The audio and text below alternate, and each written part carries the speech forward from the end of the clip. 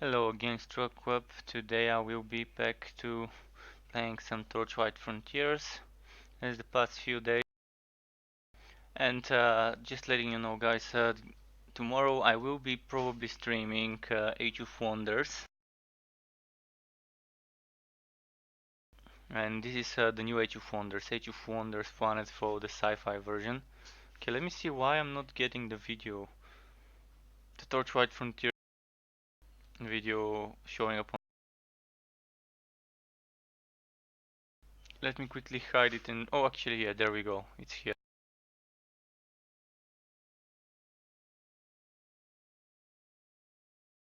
I guess it was just taking its time to vote. So here we are, some more Torchlight from.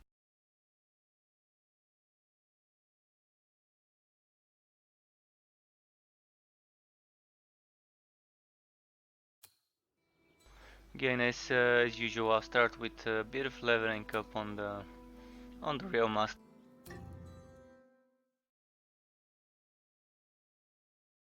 And again, I'm gonna say it as I normally say. If you wanna play together, just let me know. Hit me up on the chat.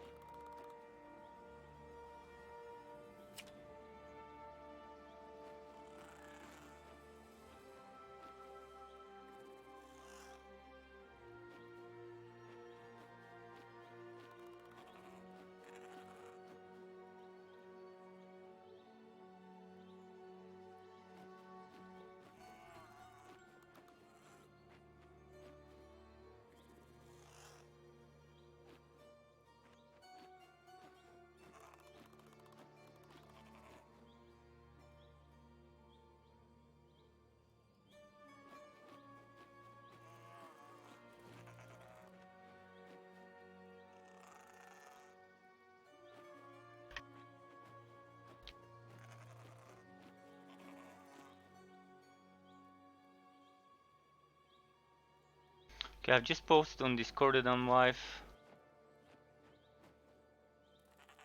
So I'm closing Discord and now I'm ready to roll. So let's see, what can we do today? Let's do some maps, of course. Starting with some goblin maps, I guess. We can do a few before we level up, so that's gonna be fine. Let's do maybe 5-6 maps or something. Even with the cemetery draft, we should be fine with 5-6 maps. In the meantime, let's see if there's anything I can get rid of from this inventory that's so full with junk. I guess this one. This one would be for just some specific builds. It's giving me less cooldown for vortex bombs, so I can just probably get rid of it.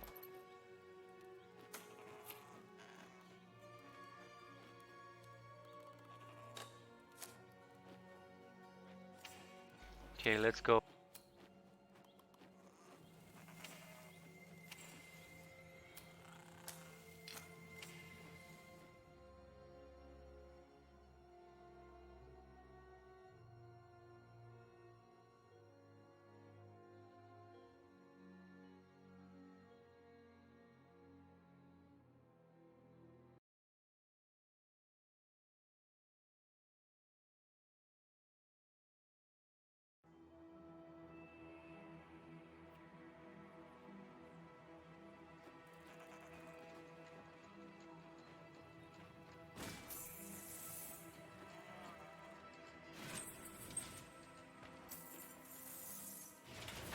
Here we are, back to playing this dude. What am I playing with at the moment? With a fire relic weapon.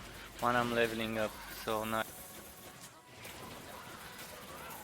Okay, there's some explosions happening. Oh shit, I just did the worst thing I can do on this build. I took the heat dissipation shrine. I really need the exact opposite. Instead of my heat dissipation, with this certain build I wanted to keep getting built up.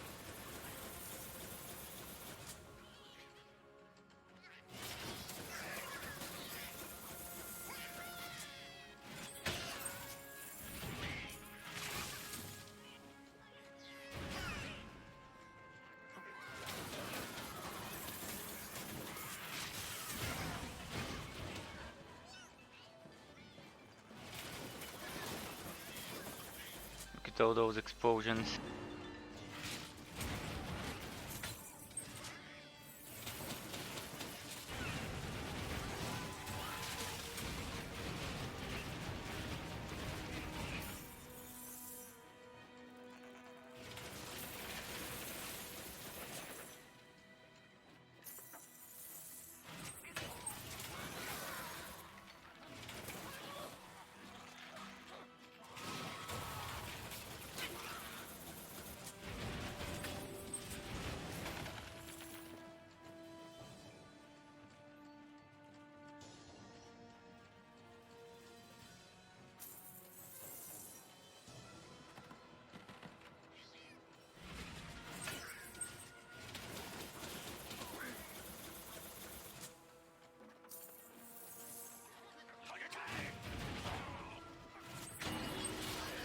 Oh, nice. Need to keep that XP. Vent excess heat.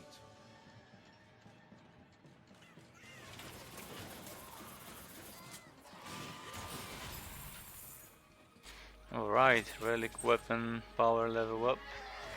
Level 32 for this flaming destroyer.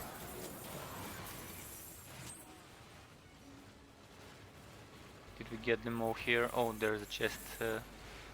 Alright. Now let's put some points. I guess the final... how many points? I can put the final 8 points in this one here probably with this weapon. Since this will be the no sword smash set.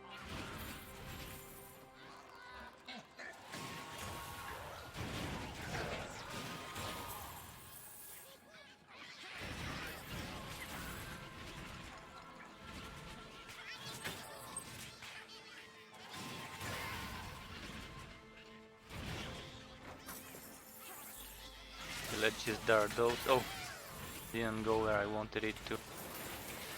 I'm to vent.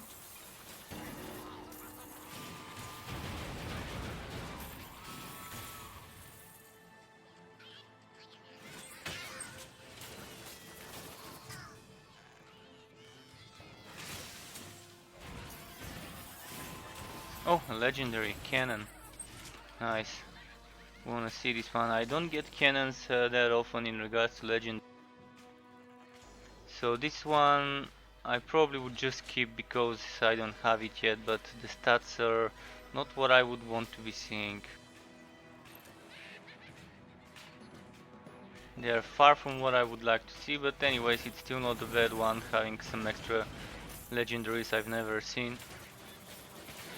There's still so many that that are already. It's kind of very nice. But unfortunately, probably 60-70% of those legendaries that are in the game would not be as useful as people would want them to be.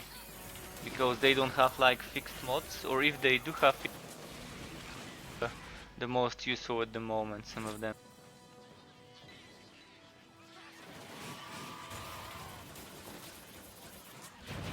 So there's definitely something that needs to be done in regards to reworking some of the legendary and adding more uniqueness to them.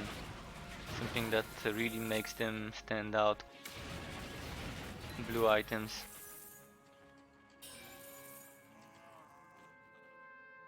An extra mod is fine, of course, but it doesn't have the push enough to make it seem like the word legendary itself kind of suggests something more unique than just an upgraded blue item. And some legendaries do feel great. Some legendaries feel like something that's a one-time weapon, something unique.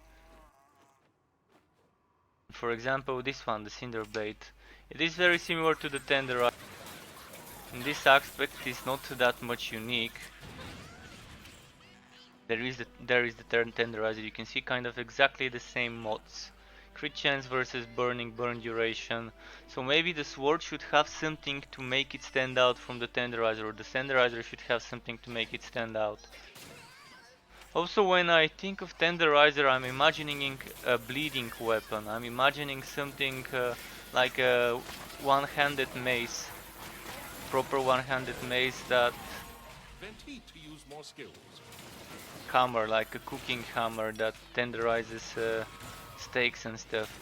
This kind of looks like it, in a way, but I'm imagining something with bleeding and stun maybe for a tenderizer, not something with fire. So I'm not sure whether the name fits the stats. The name does fit the skin, in a way. Kind of very similar, as you can see. Instead of the burn duration, add chance to stun for the tenderizer, whereas the Cinder Blade could be the one that has increased burn duration. The chance to burning is fine, but I really would suggest having can stun instead of burning for the tenderizer. Maybe the name could change if it wants to be kept the same weapon, the same burning weapon. Nitpicking name-wise, it just doesn't matter. Because they're very similar. There's like kind of the exact same stats, just different skins and names. It's not bad allowing you to pick a different skin, but with the system that's coming up eventually, with the remodeling system, it really wouldn't matter what skin a certain unique item has, as long as you know you can replace it with something else.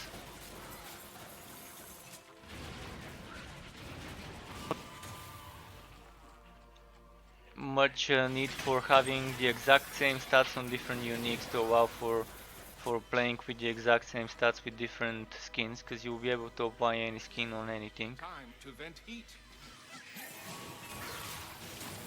I think some crazy stuff is needed, some crazy weird mods. I think like this one is very interesting. Increased chance to move, to get movement speed 10% for 3 seconds on kill. This is nice, 10% chance for 10% movement speed is something good. This is some sort of experiment in the right direction. If they're even bolder with such weird mods, it could be even better. Often now is the time to keep experimenting with stuff that may work, may not work, may end up breaking the game, may fit right well into the game.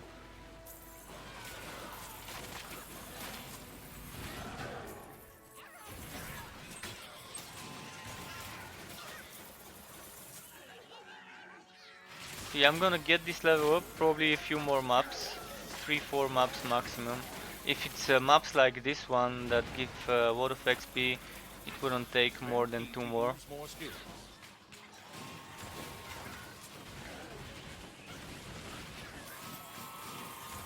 I think I missed a dead end there. Yeah, let's go clear that dead end. There's a lot of XP in this specific one, the Spiral dead end.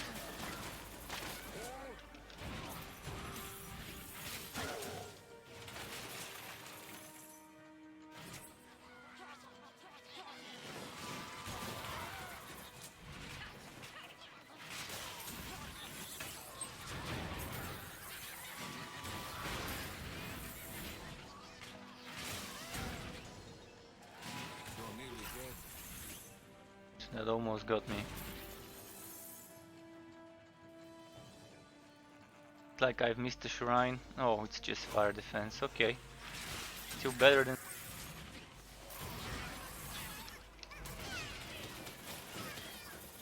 Time to vent heat.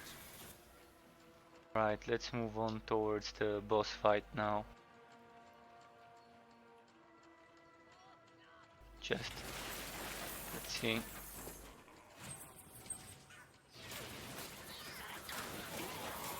To a different character, let me know, I really don't mind. Normally put the Bex attack, but I kind of forgot to put it the last few times I was streaming. Just 5 tags per stream, so I'm putting like early access, co-op, PV, farming, all those. Now let me quickly get rid of this and just level up my weapon.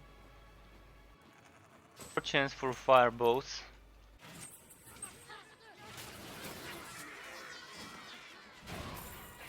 W, I forgot I should save it for the boss fight. I wanna see how fast it would be with that. Unfortunately, the pet just got sent back to the town.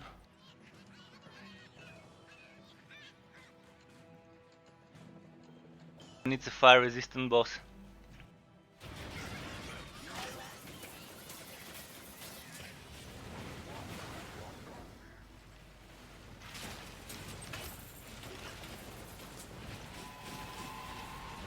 You are wounded.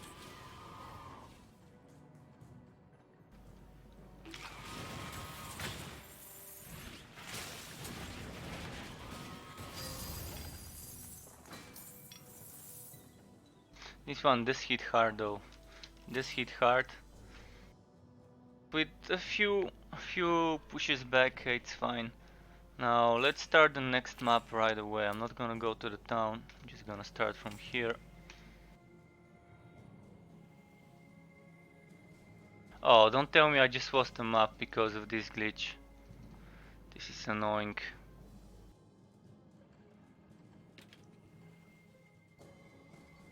I don't know why this keeps happening.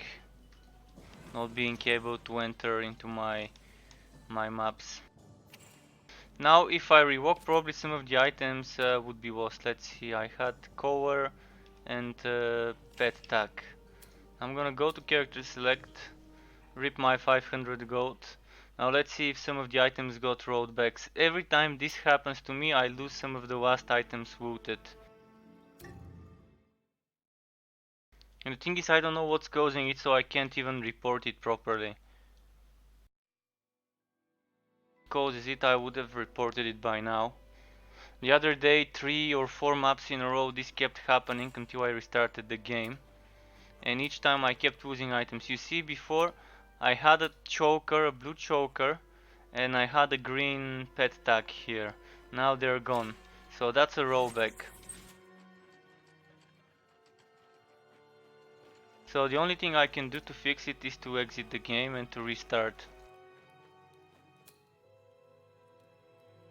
Better to do it right now than after a few more items are lost that way.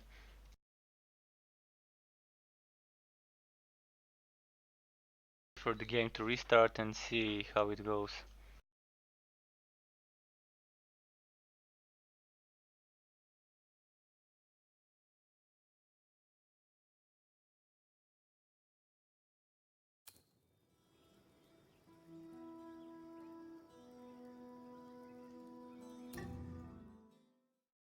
Applied to a new program for streamers with Razer.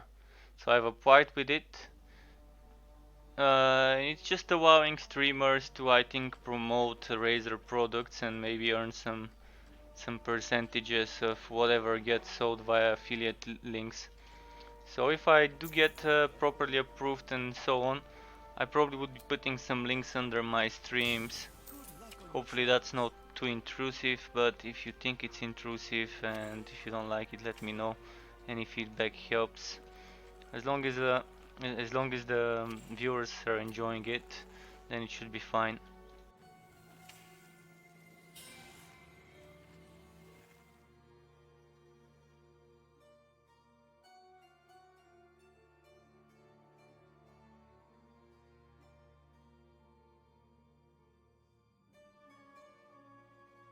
I was talking about, it's called Razer Streamers. So yeah, if I get accepted, all I'll need to do is just put the Razer Streamers hashtag in my titles. For now, I'm gonna see what the result could be. When I heard about this, I heard that the Razer are doing their own thing, trying to like do some streaming promotions and whatever. I'm not sure how it works, but I'll find out soon enough to know how it works.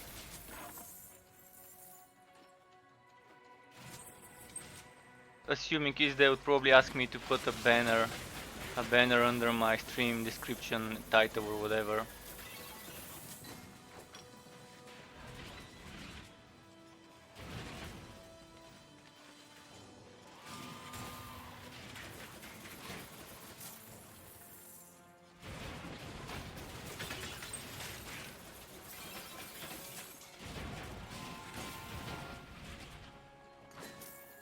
Thankfully I got another good map. If it keeps giving me such good maps, if it keeps getting nice, I probably would need maybe one more map after this to level up, and then I can switch to Mage, Realm Master, whatever. I'm open to suggestions what class you would wanna see after this one. I do have both Realm Master and Mage maxed out, so if you wanna see something before the other, let me know. Eventually today, as always, I would be playing all classes. The same goes for the relic weapons. Currently I'm playing the fire relic weapon on this build only because I need to level up this fire relic another few levels. But I don't mind switching just to show something different type of gameplay. Let's see what dropped. Yeah, I don't need this. Thankfully some elite spawned here. Just what I need, some extra XP.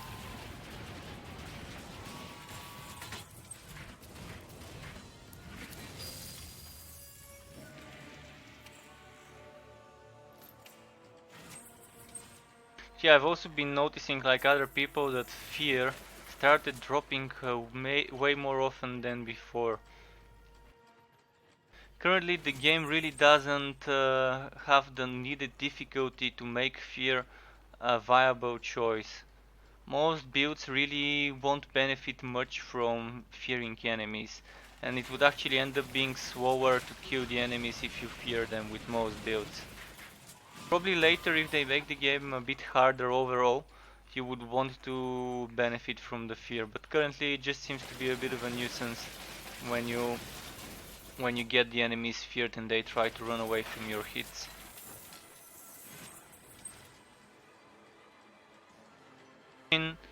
Tanks with fear have always been nice. You taunt them, then you fear them, or you fear them, then you taunt them. It would be nice. First you're keeping them away from the others while they DPS, then you're actually keeping them away from yourself as well while you're holding the aggro. There have always been some nice fear tanks in MMOs.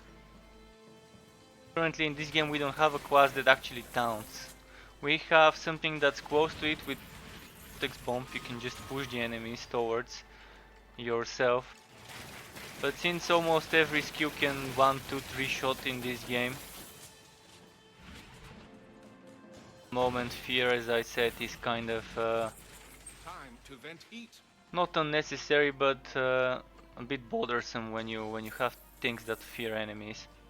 You are near death. With balancing changes whenever they come, whenever the right time for massive rebalancing would be, probably then the game would be a bit harder, the bosses would be amazingly difficult with some 3, 4, 2 different stages, something like Wide World and Kronk. I'm really looking forward to this hybrid boss, Psora, Queen Psora or whatever she's called. Probably I'm pronouncing it wrong, but who knows. That they've listed in Trevo, the one that it's coming with the next big update, with the hybrid story probably. This is the one I wanna see having some nice mechanics the same way Kronk and Wide World do.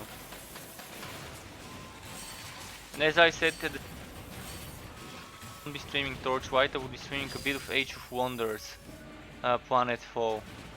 It's a game I've been waiting for with big anticipation. It's not the typical Wooter game I would be streaming on this channel. It's more of a strategy with RPG elements. The best thing would be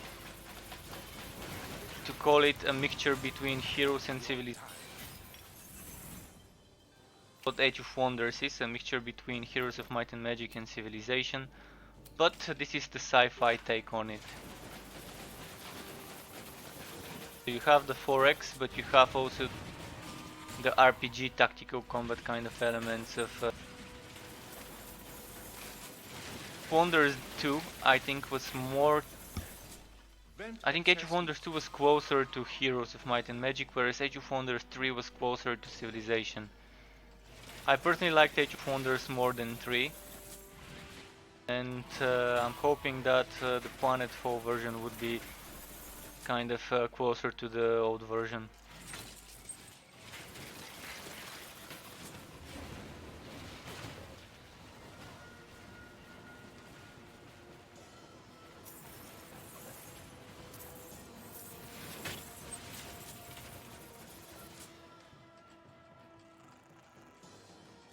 The XP is steadily getting up there. So far, what was I? 47, 48. So today I'll be 48, 48. And I can just play the other heroes after that. It's been a long journey with this class.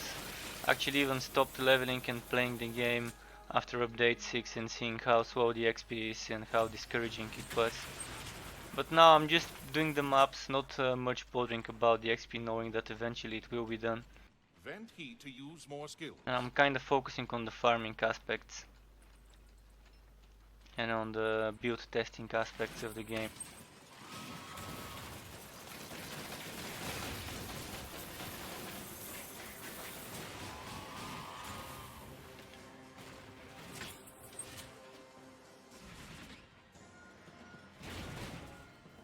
Oh, another blue item.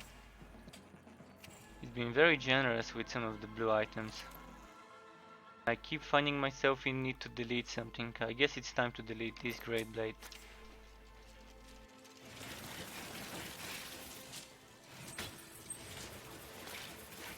I was just keeping it for show to see, to be able to show in my build videos that there's items that can give you up to 50% relic weapon recharge rate, even more than 50%.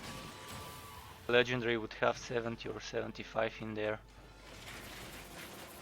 60 or whatever.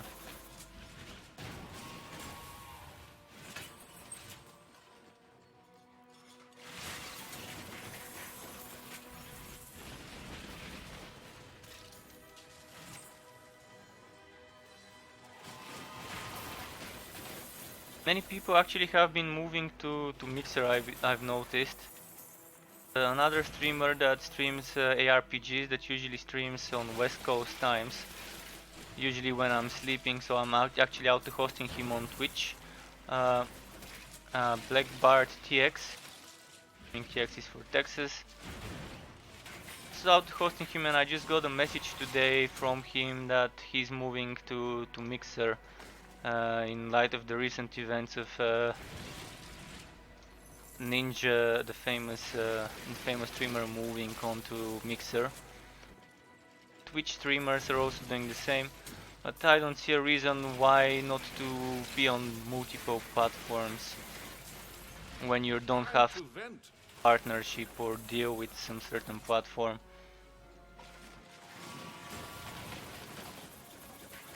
Looks like Mob Crush and Restream could bring communities from different platforms into the same chat, and they can chat between each other without having to be on the same platform, which is something great. It's like connecting people in a way I would not have imagined a few years ago.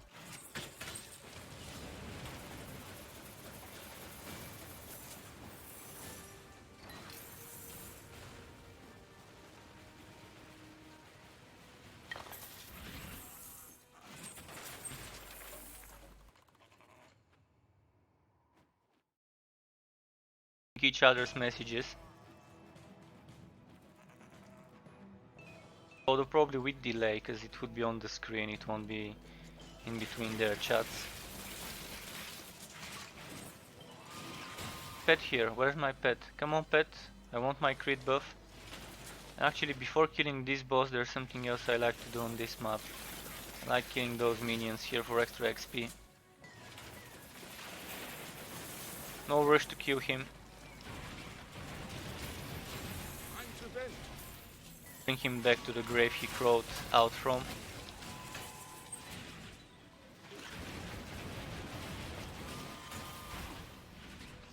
Oh, he's feisty. Like how the fists up in his face. Kidney is just right there. I pulled him, he was within range of my vortex, but I couldn't vacuum him. Maybe he's resistant to crowd control effects, such as the pull from Vortex Bomb. I'm just wondering when I'll be able to collect the other pet skills. Currently, I think the way the pet skills are dropping, I will never collect those 3.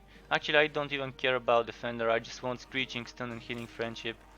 The way it's going, I'm probably gonna be playing all the way to update 8 without seeing those skills dropping. Too much RNG there, there's too much RNG that's very badly set up. Now let's see if I can return to the town.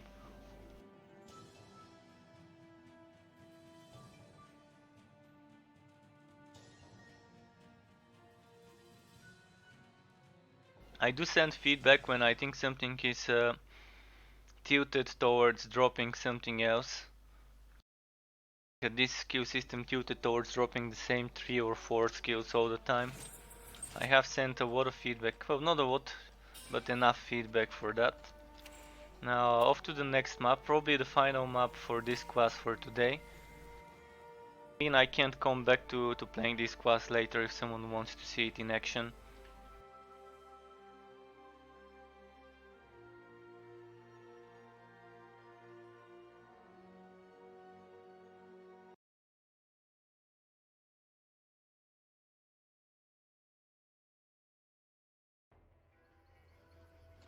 Cemetery, so yeah, this map I won't count, I'm just gonna rush to the boss and then start a new map afterwards.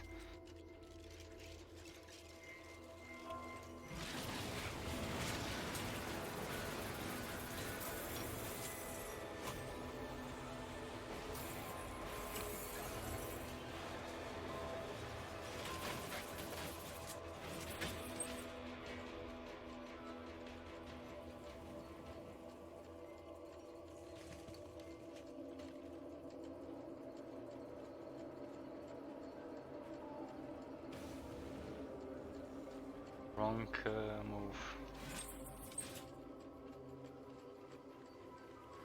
Shrine of Healing, really no need for this. Helped on the boss fight if I took it. So map, so that means the boss probably can 2-shot me on this map.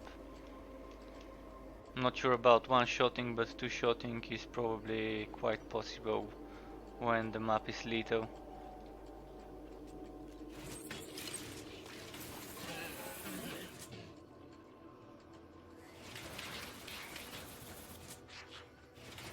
So I'm gonna prepare my coin sachet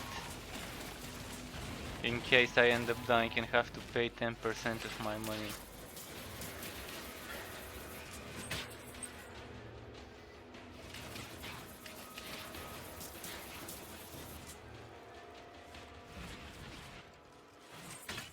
For a second there I thought I had rapid fire and I tried shooting those from distance.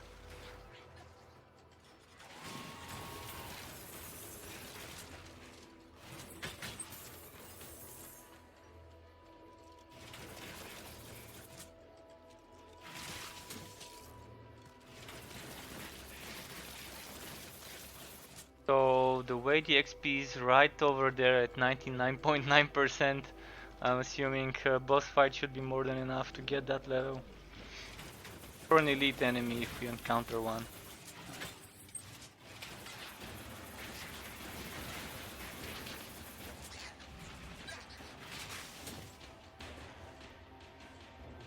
Trying to fire defense, this is nice, right before the boss fight even.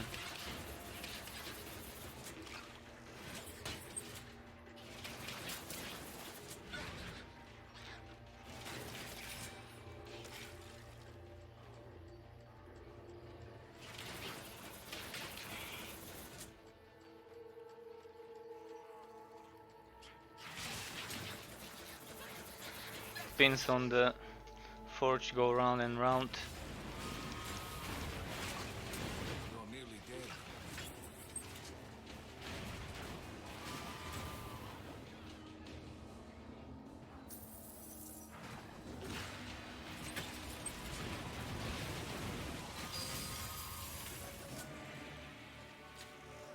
dead. And this wasn't enough for the level up, unfortunately.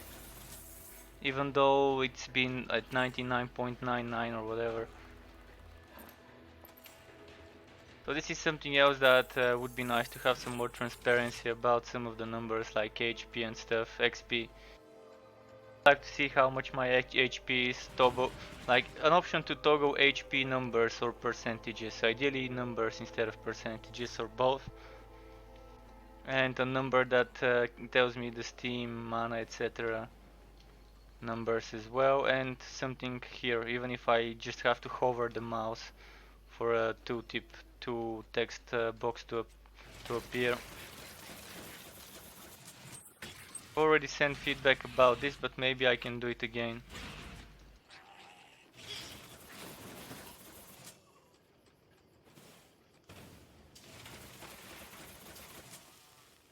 I'm really looking for at least 1 or 2 enemies to kill.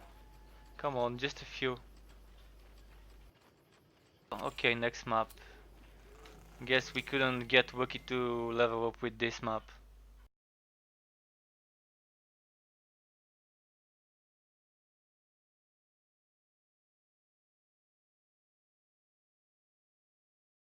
See, another cemetery would be fine. Currently, I really don't care if it's a cemetery, because it's just 1, 2, 3 kills in regards to packs. Eerie Grove, okay. I'm just gonna do a 1-lane map.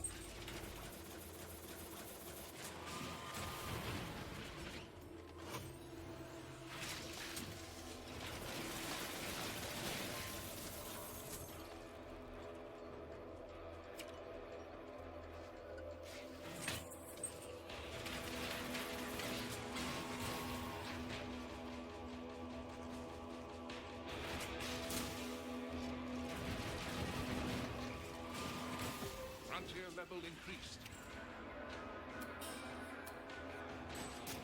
This is maxed out, and this isn't.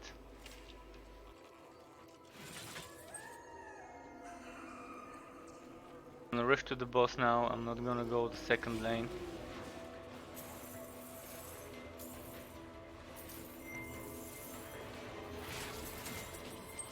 Fights are worth stopping for though.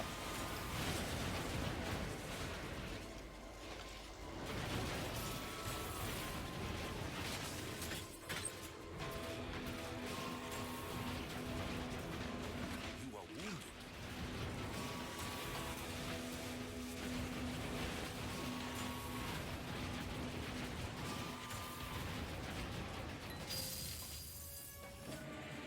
Thank you, one. I didn't pay attention whether it's health regenerated and invigorated, but probably he was.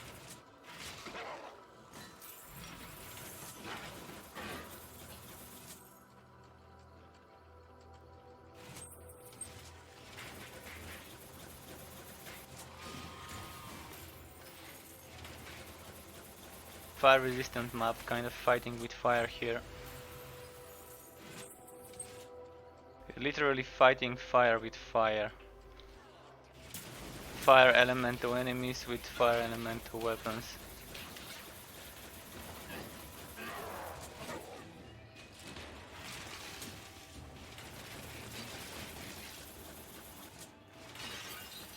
Vent heat to use more skills.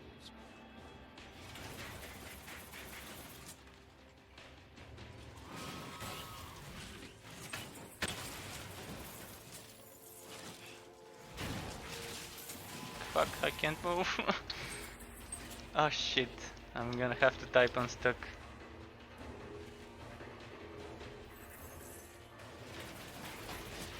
I'm really happy they added this.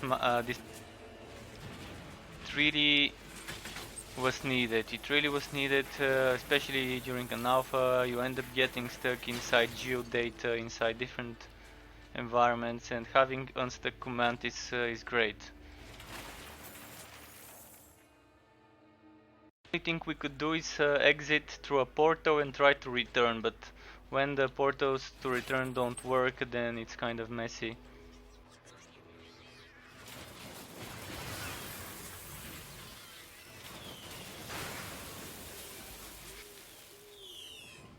Benji. as I like to call this boss.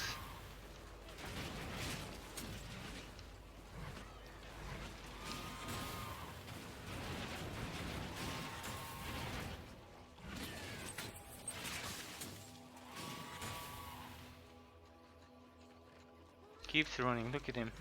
Come on. Look at this! He's just making a run for it.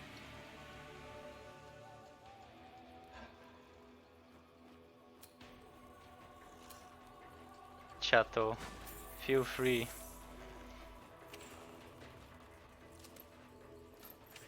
Now, next hero would be, let's say, the Disc Mage. Yesterday I did Realm Master second, today it's gonna be Disc Mage second. I could try leveling up a new hero, by the way, but that would require me to check how much room I've got, and I think I probably don't have much room in my other heroes at the moment in regards to inventory. So I would have to keep leveling them up without looting items, and that might turn into a bother. I'm sure I got something. So okay, let's do some high vid maps now, because I've been doing Goblin on the other guy.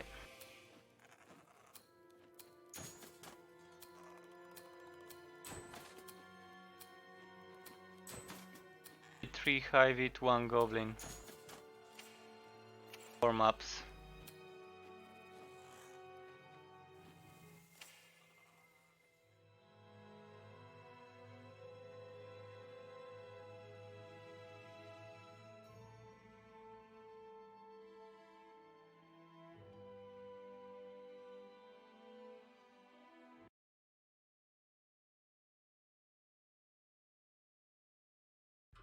Loading up, loading up.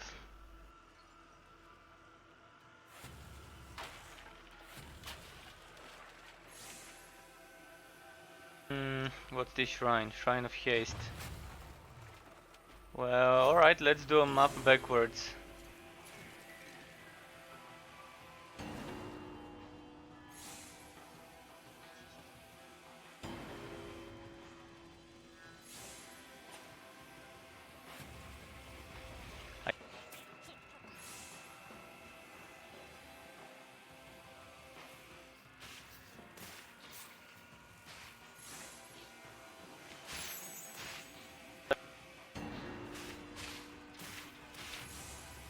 I got stuck.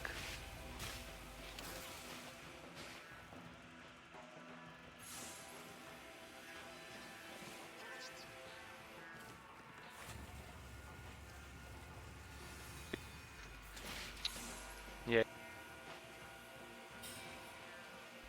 Not letting. And now due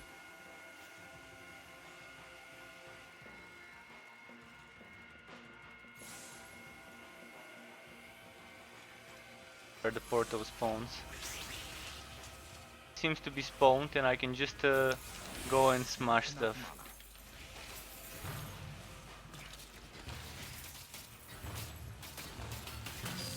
Actually, I'm not letting this is a map. For a second there I last one left.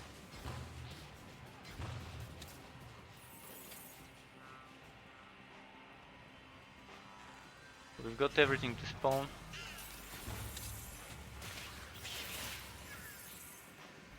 What I should be doing, I should be spamming my spinning blade more often. The 3 seconds cooldown would be pointless if I'm not using it as often. Could be a great skill. If you end up spamming it as soon as it's ready, it could give you a huge DPS boost.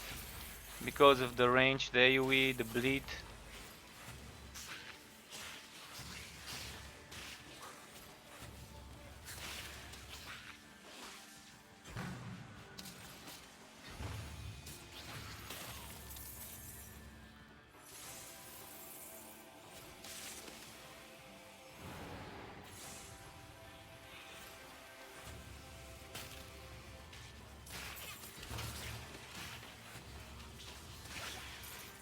See, while I was killing enemies on this side, behind me my pets were killing the others. Kind of delegating some tasks for them. Here I'm gonna be killing the enemies on this side, and behind me my should have been killing something else if they did get casted when I pressed the button.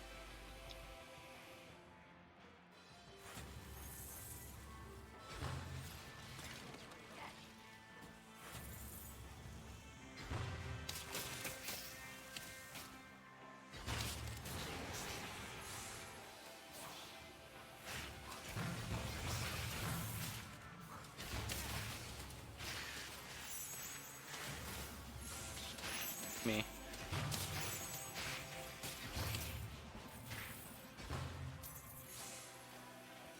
Speed Shrine.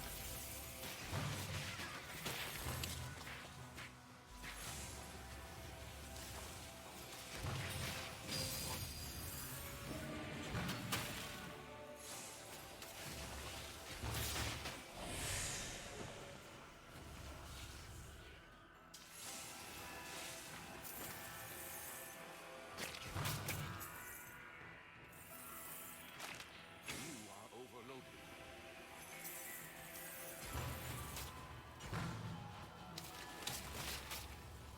For a second there I thought this one was glitched. It kind of was because it was attacking, not doing anything, but at least I could kill it.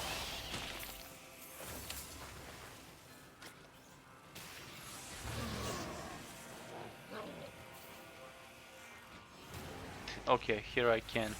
In those tight places, it's very. You might end up casting it inside the environment walls. Like I've casted it on the roofs of those things here. Sometimes.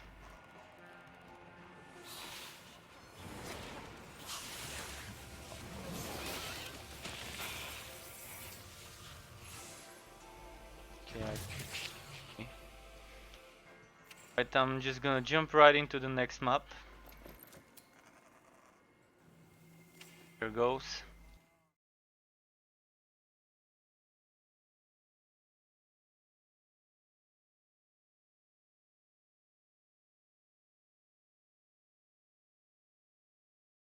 With that Hivit infestation.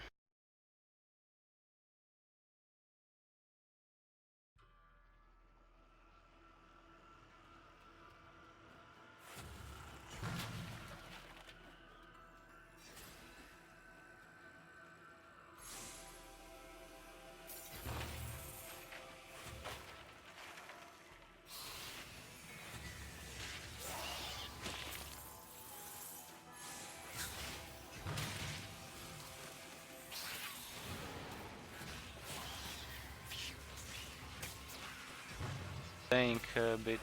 Been seeing some choppy frames to catch up by speeding things up.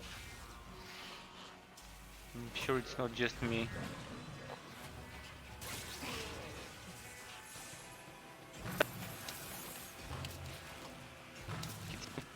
Bit and then it suddenly starts spinning up things just to catch up on the lost frames or whatever. Oh, another power up.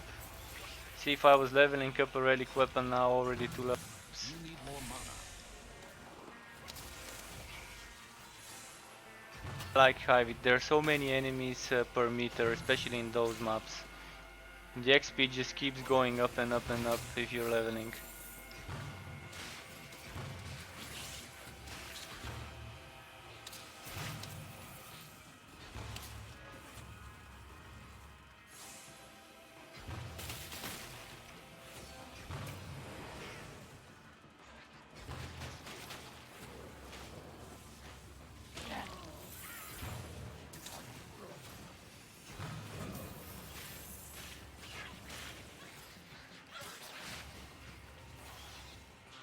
My pets still with them? Yeah.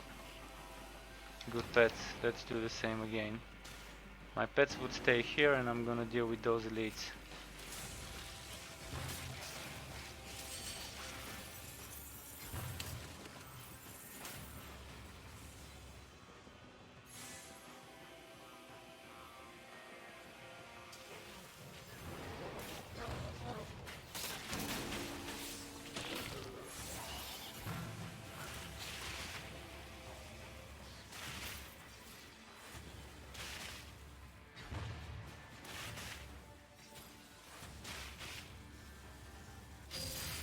This one was a bit tanky. You are overloaded. Energy cost for Holy Bolt and chance to poison. Not bad, but I think I've got better in the stash somewhere in regards to Holy Bolt. Oh, 54% relic weapon charge rate on a one-handed item. This might be something very nice. If only didn't have Swow, if only didn't have Swow. It is very good for like Holy Fury builds though.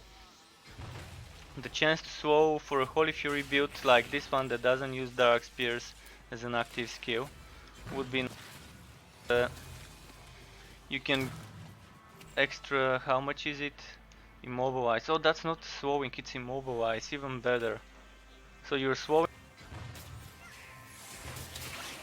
them completely. I'm not even sure how the immobilize looks in the game. Let me quickly change my weapon just to see this thing proccing some enemy that won't die right away.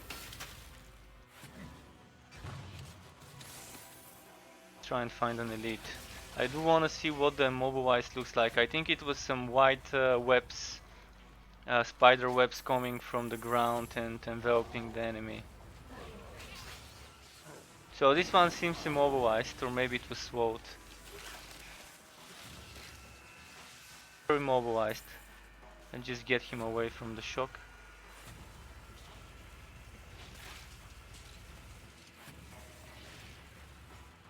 Now he was, yeah, that's like spider webs. It's a very nice animation for the swow and for the roots.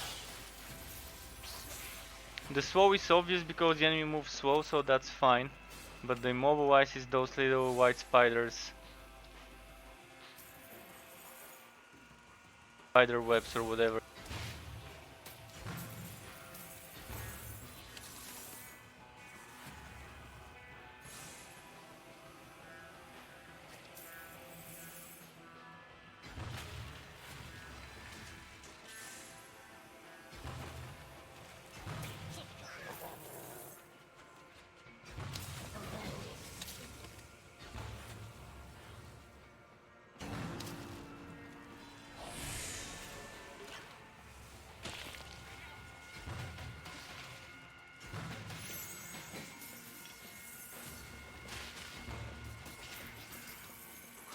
I'm not able to cast my number 4.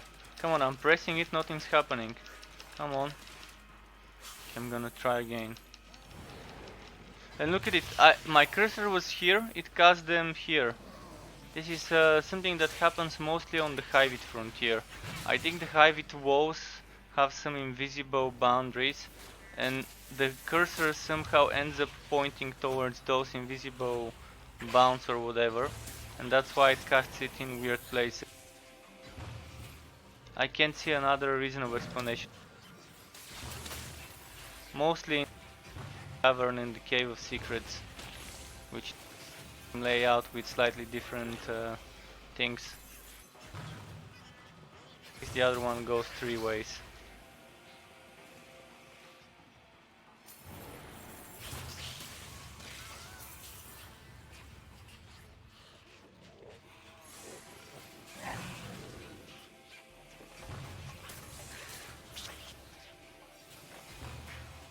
Tier needs at least 1 or 2 new maps that are closer.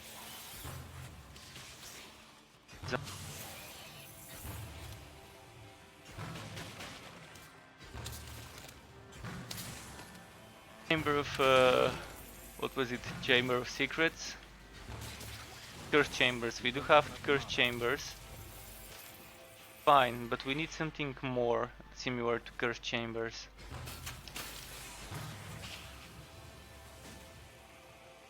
With update 8, when they released the story mode, the updated story for the Hivit Frontier, they some new maps for it as well, based on the vocations from the story.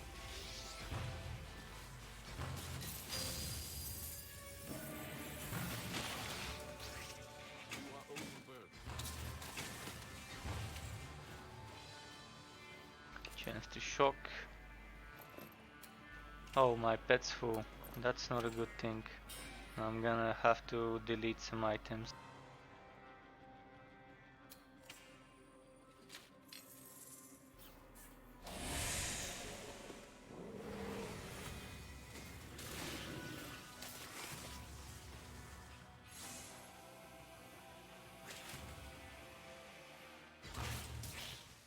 Alright, I'm just gonna start the next map right away.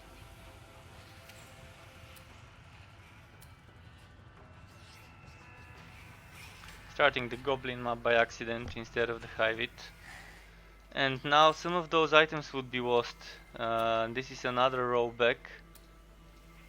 You will probably see those items disappearing. At least this one would disappear after I walk back. And now the thing is, actually the only way to fix this would be to quit the game, because then my next map would be the same. The other day this happened 4 maps in a row until I restarted the game. When this happens, the best thing you can do is restart the game. When you open the portal and you can't enter it.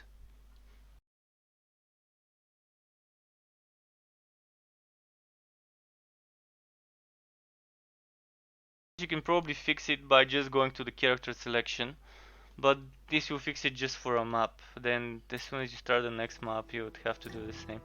So now I'm assuming there will be a rollback of some of my gear. Probably there will be 2 swords instead of a tack and a sword. Yeah, here we had a blue sword and a blue tack. Now we don't have them. This was full. Now it's not. So some gear got rolled back. But thankfully my maps got rolled back, so I still have this goblin map that I started. Take a look around. See you next time. Start the Hivit first.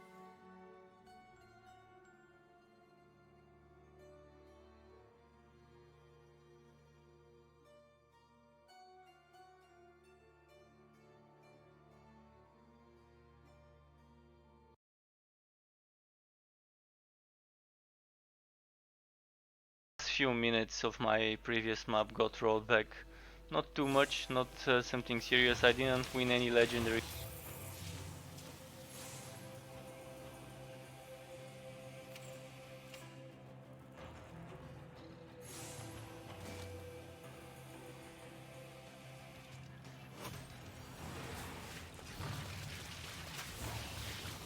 Causes this bug to report it. Because someone might get pissed off if they end up losing a legendary item or two this way. If it's I already lost a few legendaries this way, but I really don't care because they weren't something I couldn't live without. It was like, what was it, some averagely wrote items. I think one of them was decent armor, but that was it.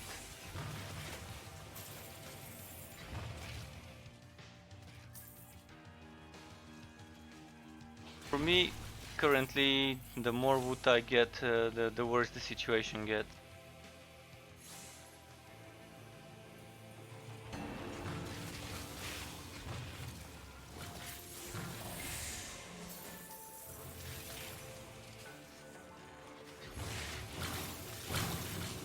But I can see how a new player wouldn't want to get cheated out of an item.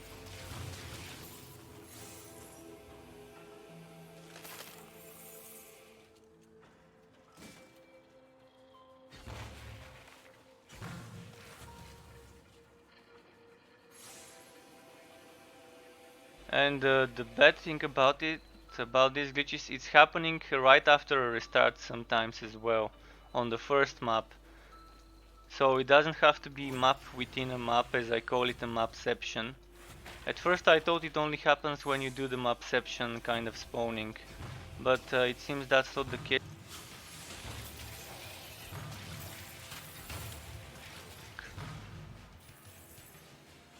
It happened 4 times until I actually just restarted the game to fix it.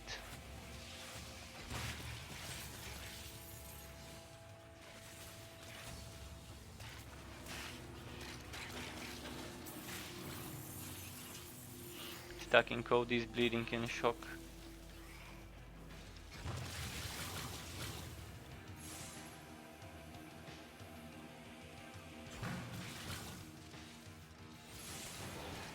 Guys, tomorrow expect something different. If you're interested in seeing some, be sure to tune in tomorrow around probably the same time as usual. Checking the game out, and it's not a game that you keep playing just for a few hours and then you're done. To be a long game that would require playing to be able to finish it.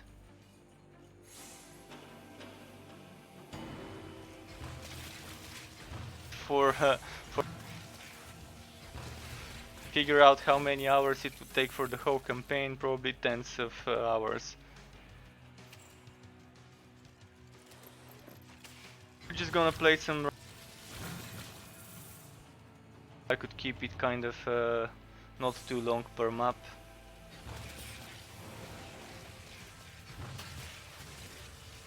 And the thing is, I'm terrible at 4x games, so I might end up failing before I even complete the first map. But we'll see, we'll see. But at Age of Wonders 3 I wasn't that bad, the same goes too.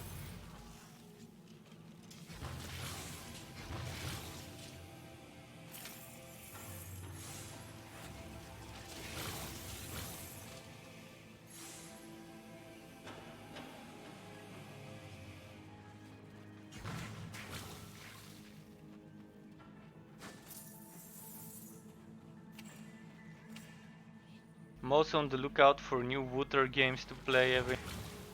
If someone had some recommendations for ones that are free to play,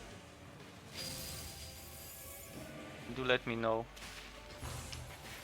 Of course, anything but Path of Exile. I've tried that, I've played it enough. So any other free to play games of the Swash, Geometric Hack and Swash, I would appreciate some suggestions. It's 2D, even if it's not 3D. Even if it's something like Hero Siege, although I've already.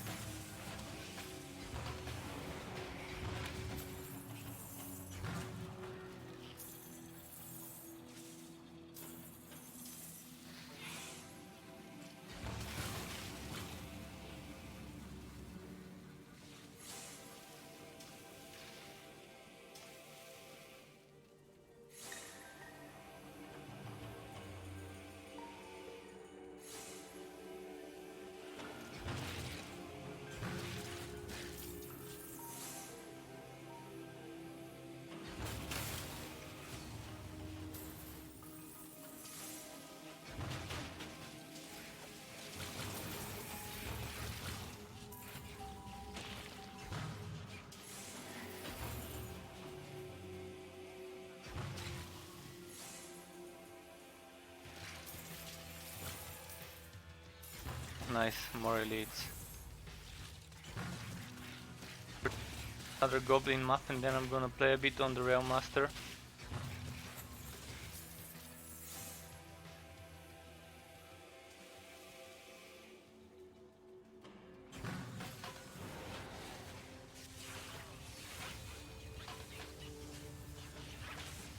Just trying not to use entropy every now and then.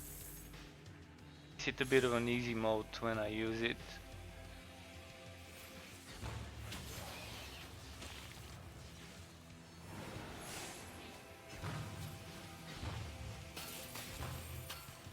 Like entropy and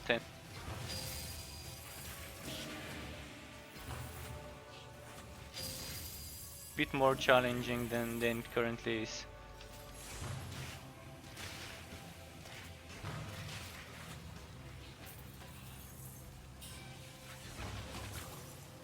Your pet has fled.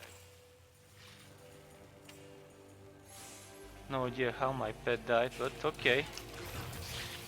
Died flat.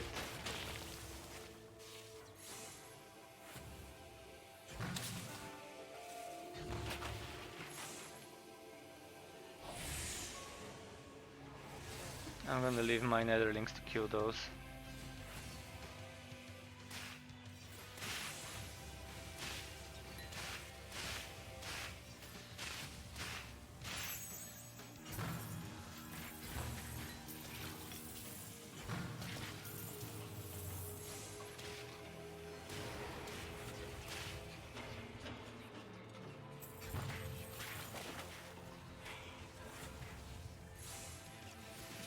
From here, nice, I didn't expect those. Which keeps surprising me, just when I thought I've had enough elites spawning and enough monsters appearing, then there comes another pack and gives me some more stuff.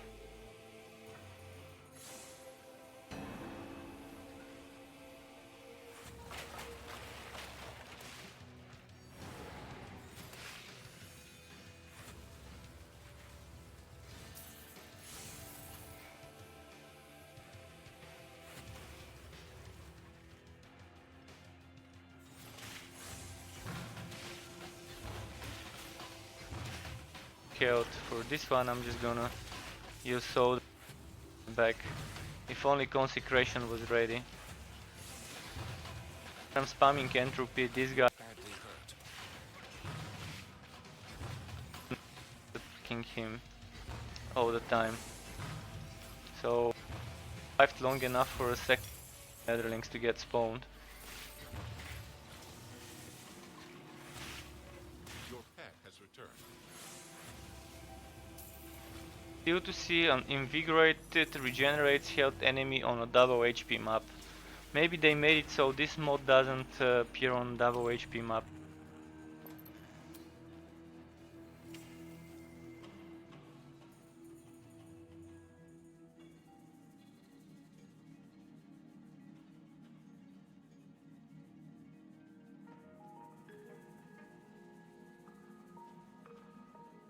Still hearing the high-bit music. Okay, now it changed the loading screen. Started off with a high-bit loading screen and it immediately transitioned into a goblin one. Good map, upper excavated mines. Plenty of stuff to kill.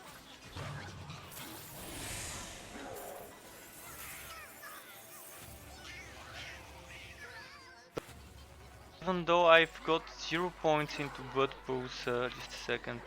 0 points into blood pools, it's still spawning plenty.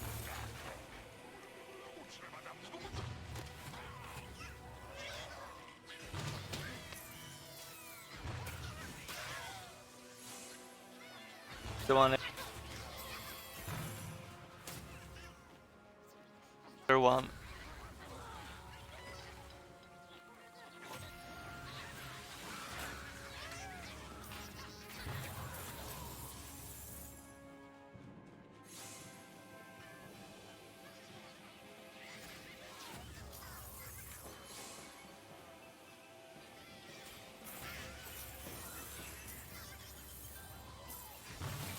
You don't have enough mana.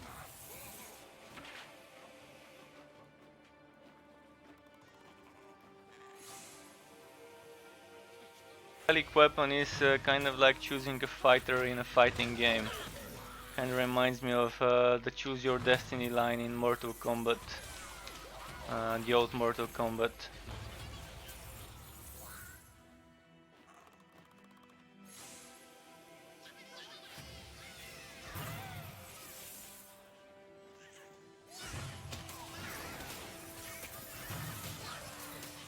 What it feels to me, the relic weapon is kind of picking that extra zinc of your build, picking the element of your build in a way, whether you want to be fire centered, poison centered, bleeding centered. About the skill, because you're not even forced to be using the relic weapon skill, but kind of making the synergy with your gear together with the relic weapon.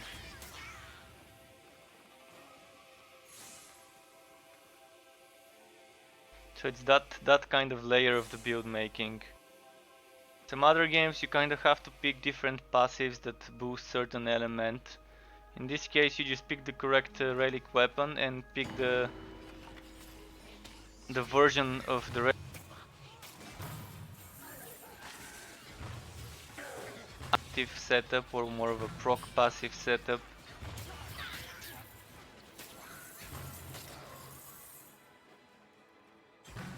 Saying the only restriction is to spend certain amount of points to unlock the other tiers. Just having to get certain amount of levels.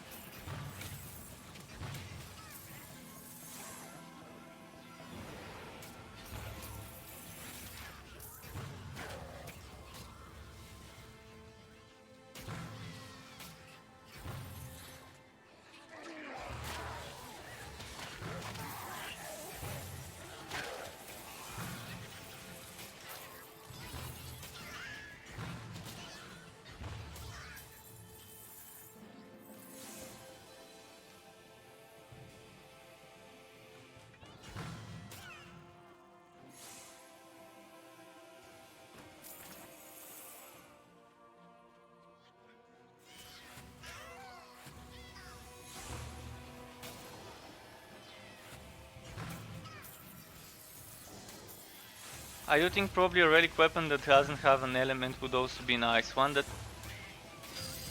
beat during the active phase. So something like this one, this Blood Frenzy. Instead of having Blood Frenzy or whatever the other weapons have, maybe something that doesn't give you any certain element, bleed, fire, poison, ice, etc.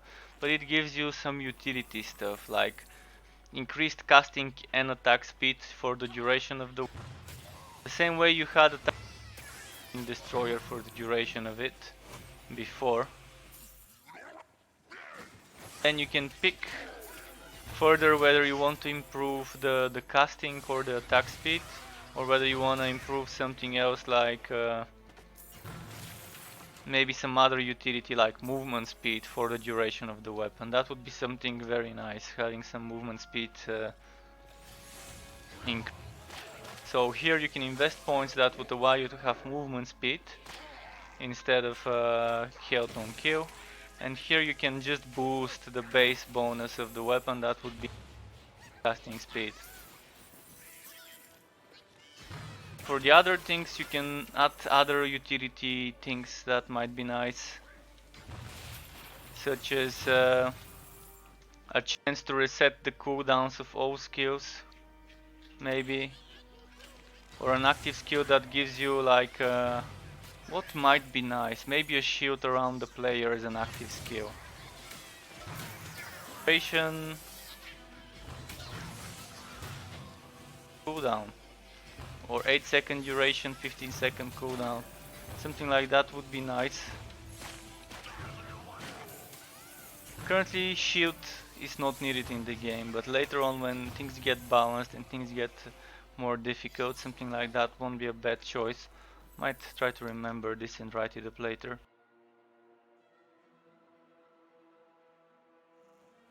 You could either increase maybe the damage absorbed, because it shouldn't be blocking out some percentages of it. So maybe starting with 50% damage absorbed, and with the 10 levels being able to get it to go all the way to, let's say, 70%, like another 20% added damage absorbed. Start from 25 and go all the way to 45. These just numbers that can be tweaked. Not enough mana. Could just go for a lower cooldown instead.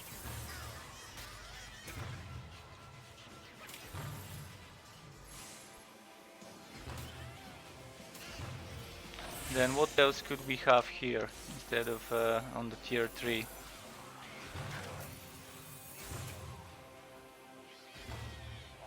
The proc, as I said, downs of your skills.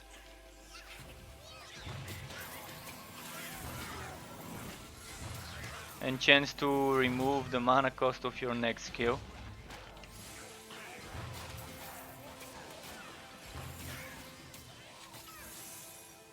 Not mana or energy, whatever type of resource you're using. Some celestial boots, another one.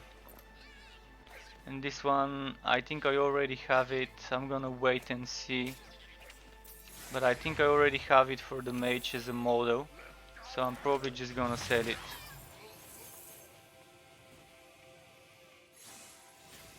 Like the set though, just to be able to see the whole set, the full set, how it looks for remodeling for later.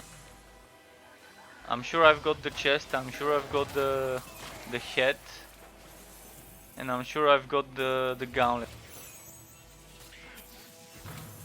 I have either the boots or the legs.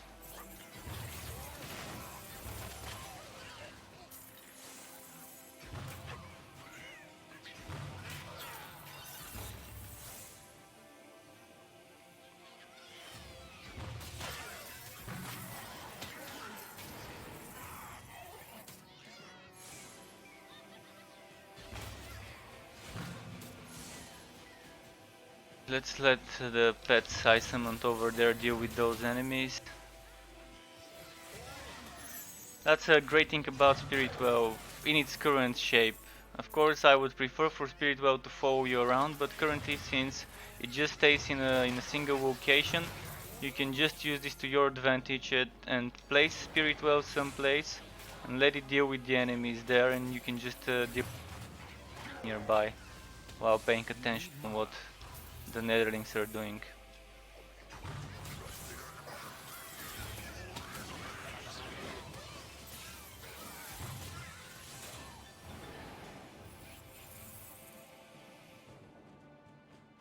Those I let them kill here are already dead.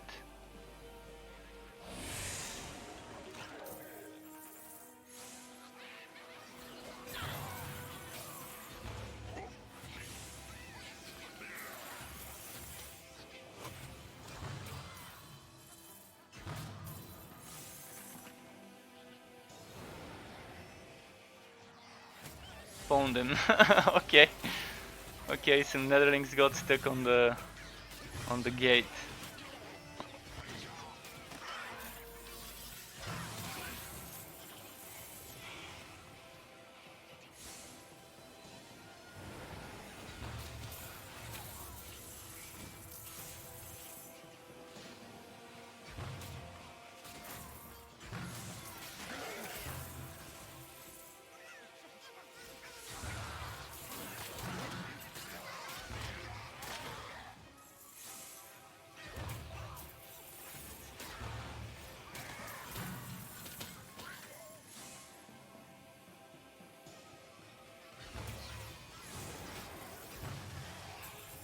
Your mana is low.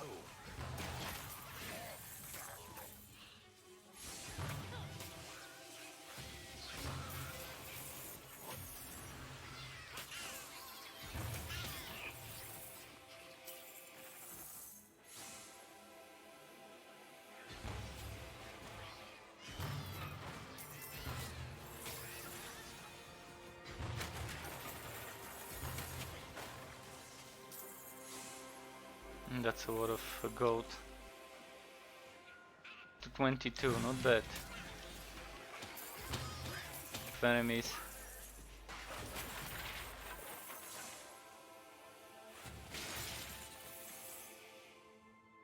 Fight. Now the pet's with me, although I'm not seeing that crit chance buff. Come on, pet. Show me that buff here. There we go. I'm not gonna use entropy, I wanna kill it without entropy. Your pack is full. Too easy otherwise.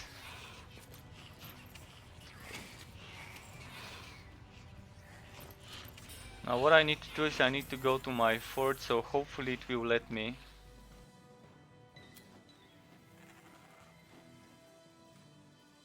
And I wanna check this celestial armor I've been keeping, whether I've got the boots from the set.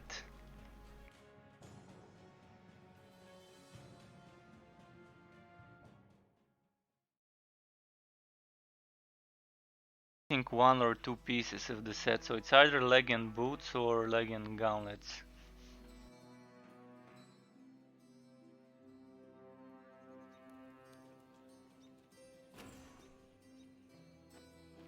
So yeah, I'm missing the gauntlets on this class. I do have the boots already.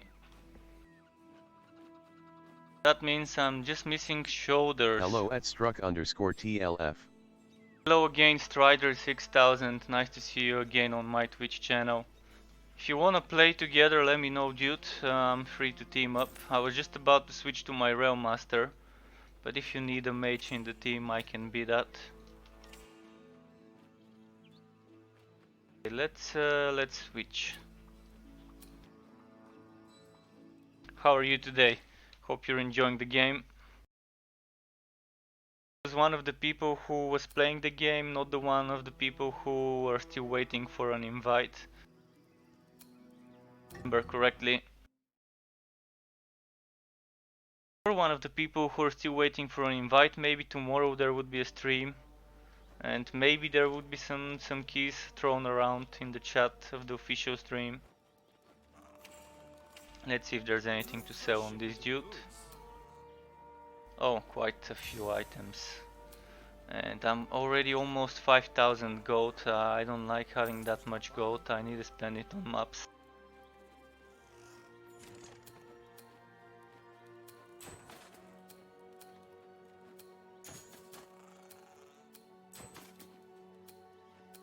I am playing the game, just started Hivit area. Are you in the Hivit area? Let me check my other characters. Could play some Woby gameplay. Those are my other characters. Let me check which one has some room for items.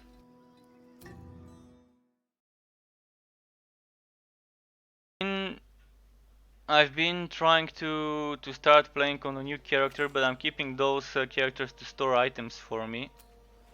Yeah, this one's actually pretty full. Although this one is saving some low level items, it seems, like 16, 12 legendaries and stuff.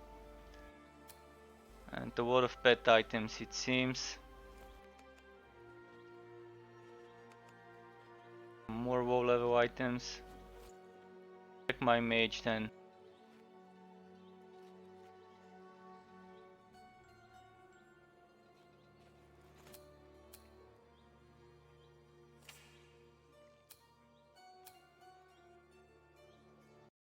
Using those other characters for mules. By the way, what level is your Goblin Frontier if you've just started the Hivit?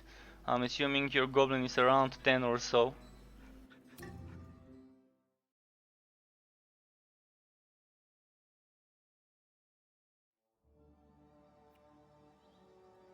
And this is my mage. I don't know how I managed to get 46 items on a level 3 hero. I think there was a glitch at one time that allowed us Goblin to is at equip. 30. Goblin is at 30. Oh, you've waited all the way to 30 before doing Hivit. That's not bad. It's still nice.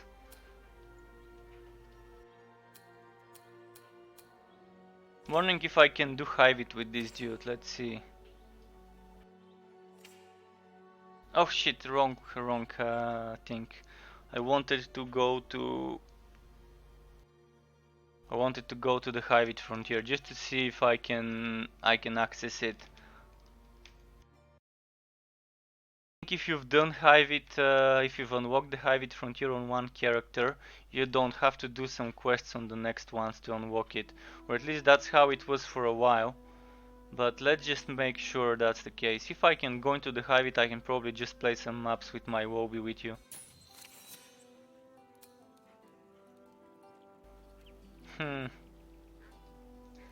I probably can't enter the plateau. I'm gonna try and see if I can enter it. Then that's gonna be nice.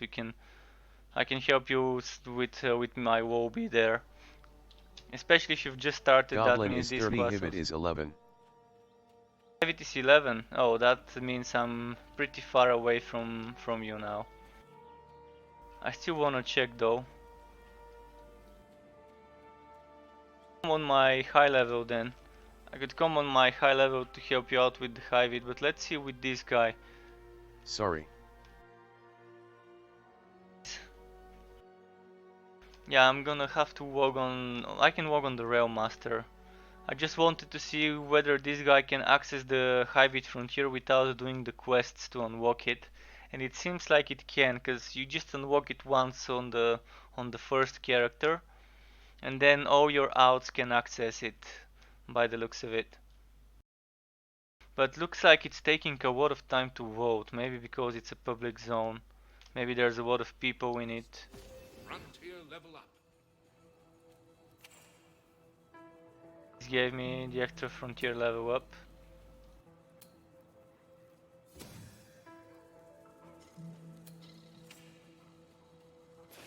Okay, let's go to the Realm Master.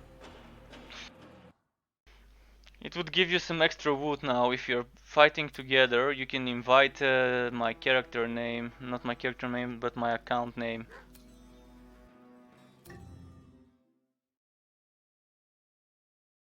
Side it with a D. Or you can just let me know what yours is and I can invite you. So you said you're around 11 in Hyvie, that means probably you're in this zone.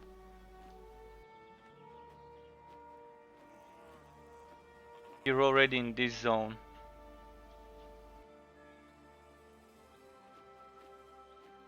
I'm gonna go to that place. So yeah, if you wanna team up, let me know. There's probably delay on the stream, so you're hearing this slightly later. Crawling pools.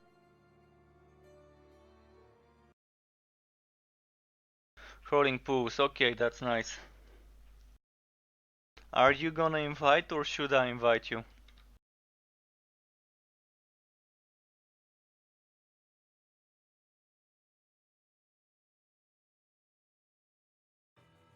Faster for sure for you.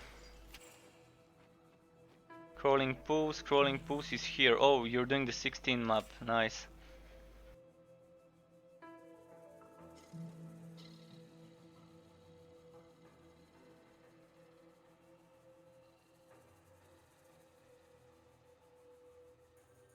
So those public zones take a bit Your longer name? to vote than the other ones.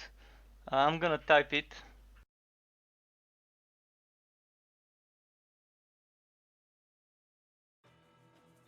7-sided with a double D.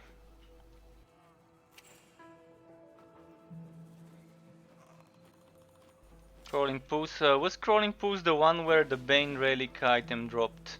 The Bane core.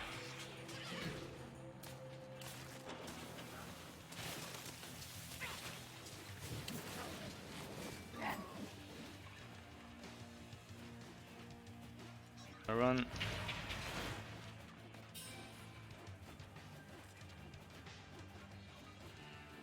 If you're already inside the pools, I can just enter and it should port me to where you are.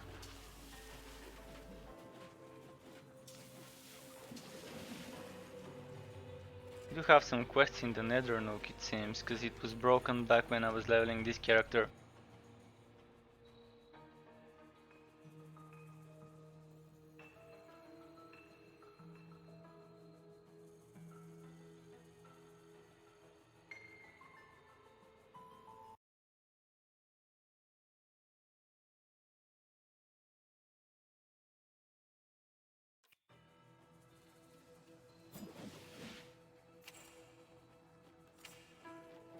And says you, are you already inside the crawling pools?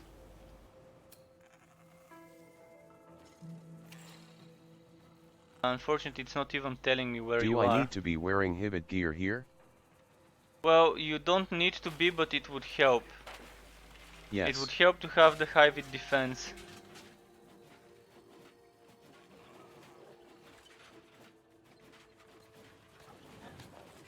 See if I can port to a portal of yours.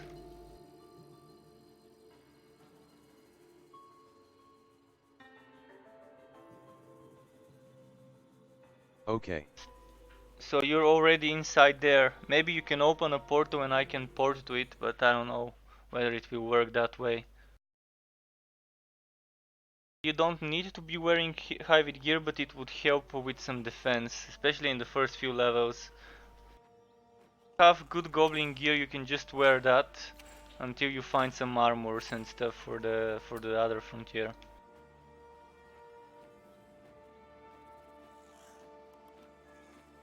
Sure isn't letting me be in the same dungeon as you. I'm gonna try again. It's best if the group meets up in a town first or in a fort. It's kind of difficult now. I don't know why the game is having such difficulties in regards to putting party members in the same instance of the same map when both players are in that map instance.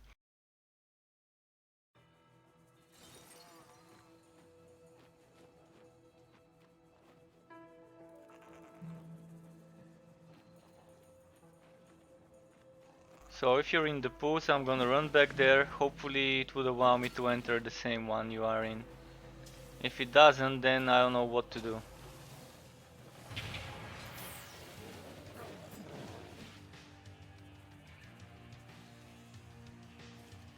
Okay.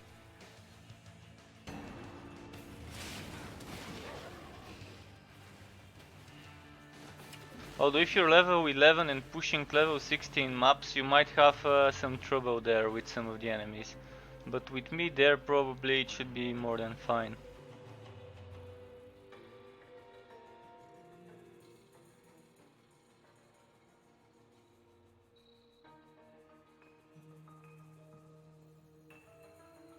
Twice you should be fine though, if your goblin gear is 30. Level 13 in the 16 Hivit map. I'm here, but it's a different instance than the one you're in. Why?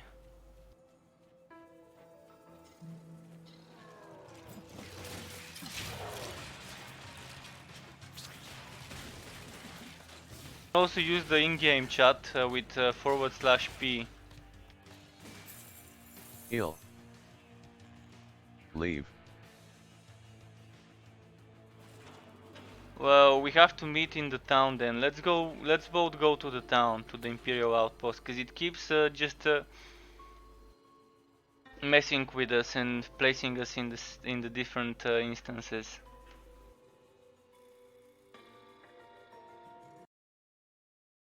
Hopefully sooner or later they would fix it so you can actually teleport to someone's portal, and when you teleport to that person's portal you would exit where the portal is. There we go, I can see you, because currently when you go to someone's portal it ports you at the start of the dungeon, not where the portal was made. Now let's go together.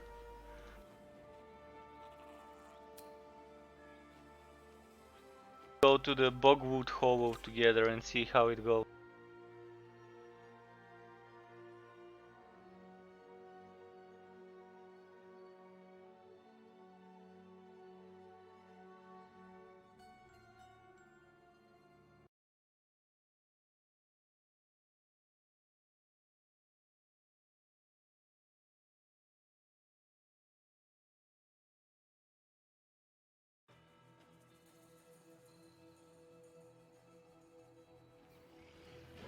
Go.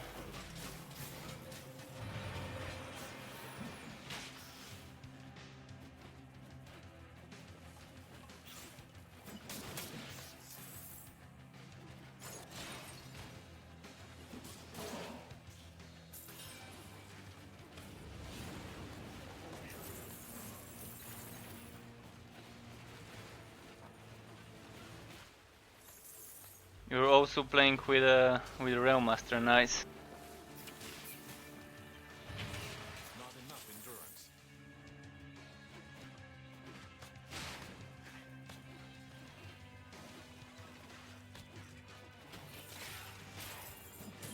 Oh, and you've got the shield car, that's nice, so now I won't have to use it. The boss fights.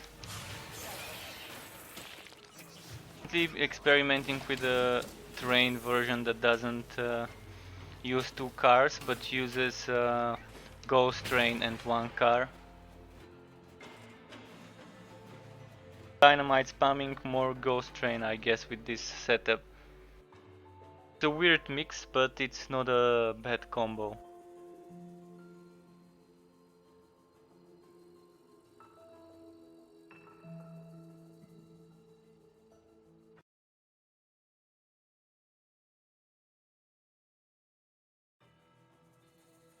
You could probably push you a few zones within a few hours.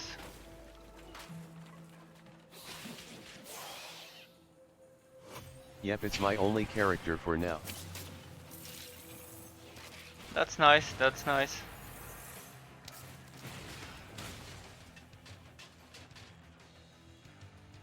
I do love all the classes in the game. You wanna kill every single enemy, or are you gonna just push for your quests? Personally don't mind either.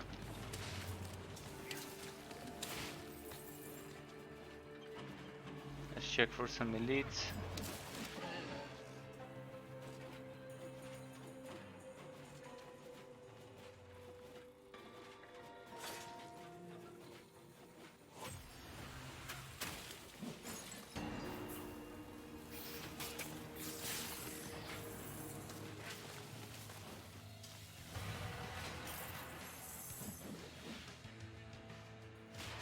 You need more endurance.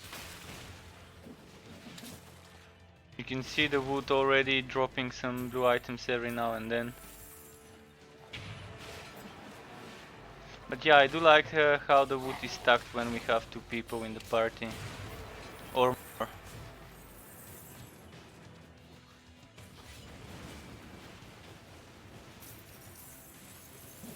I missed that. That I'm already seeing that you're looting some items, and it's already dropping some items for me. I'm just not looting them. So it's better to have that extra 15% wood quality. At least from my experience, I've been noticing more drops when playing with others, even though it's just only 15% on paper.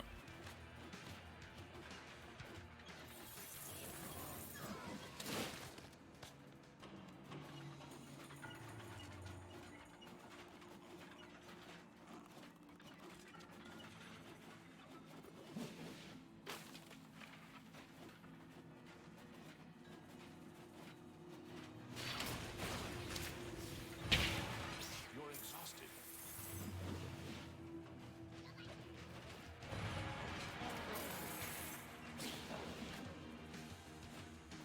Shrine, nice.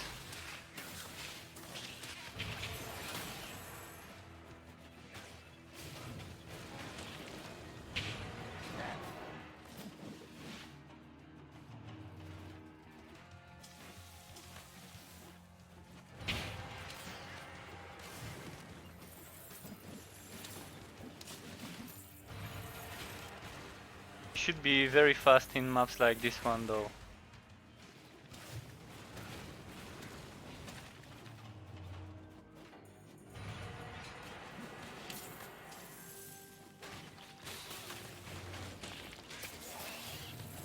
I'm not sure how it works right now, whether when you're killing enemies much higher than you, whether you get a bonus XP, or whether it's always the same regardless of your level, the mob level.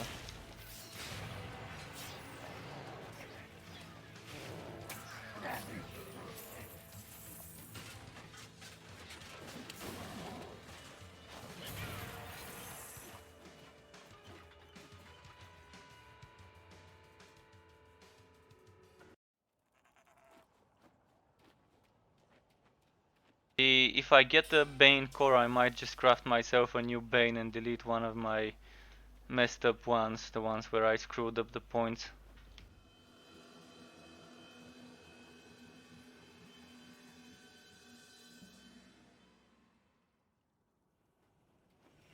A way to farm this boss by going back to the town and just respawning.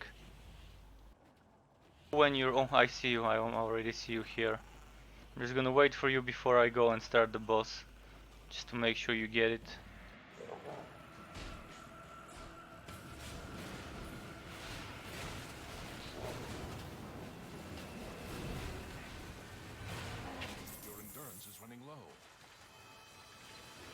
see a legendary drop here. Probably is a core. Yeah, Bane core. Pack is too heavy.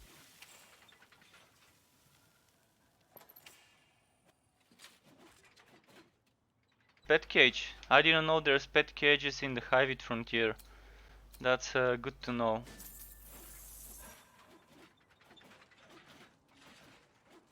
So if you need to farm boss cores, maybe the best thing to do would be go to the fort and then go back to the portal.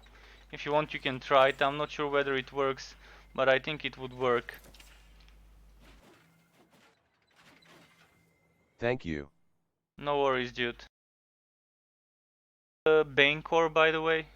If you did get one, then congrats. It's a very nice weapon.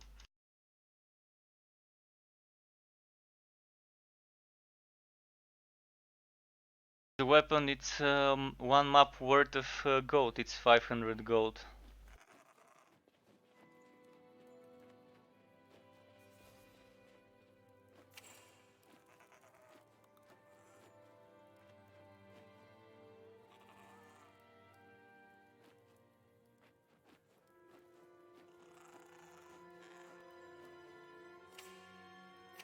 Don't need the gearwork now when I'm doing 4 level maps. So I'm gonna get rid of that gearwork, I guess. So once you've I turned need to in your leave for quest, now. Sorry. alright, dude. Alright. Well, thanks for the team up, even if it was just for that map. I did get a Bane pre.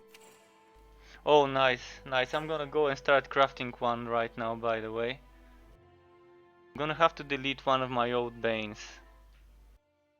Last time I do it, I did mess up 2 Banes, and I wanna have one where I don't have any points into Venomous Maw. I also want to have one where I have 10 into cooldown for Venomous Maw. I will see you on your stream tomorrow. Oh, for sure, tomorrow I won't be playing Torchlight Frontiers on the stream. I'm probably gonna play a bit of Age of Wonders Planetfall, but tomorrow there should be an official stream around 11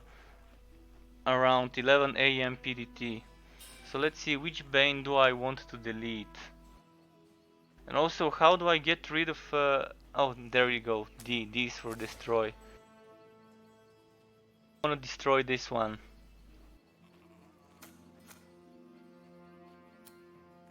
Now let's try crafting a new one.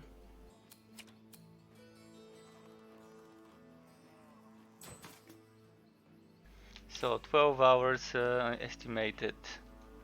In the meantime, yeah, back to the gearwork and let's try some maps.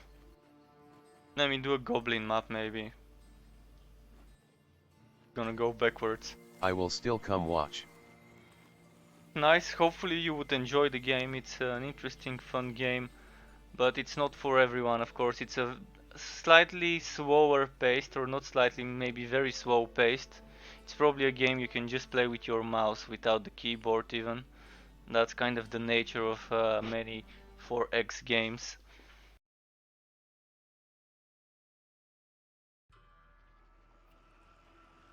After my stream today, I'm gonna start downloading it, installing it, and so on in the correct folder.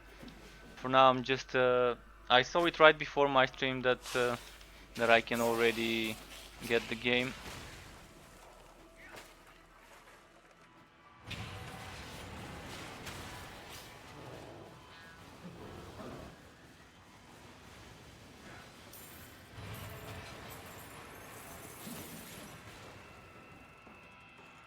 Team up. It was fun doing that boss fight for extra core. I did get something out of it myself as well. I've been just postponing this for quite a while. But I knew eventually I would have to delete one of my Banes and craft another one, and then delete the other one and craft another one too. Because both of them are kind of very badly leveled up.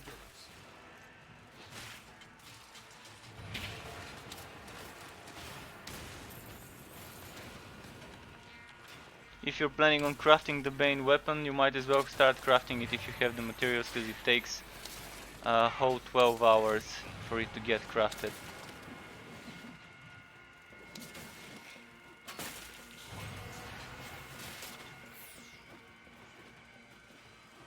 Don't have to be online for those hours to count, so you can just let it craft to log out and it will still go down the timer.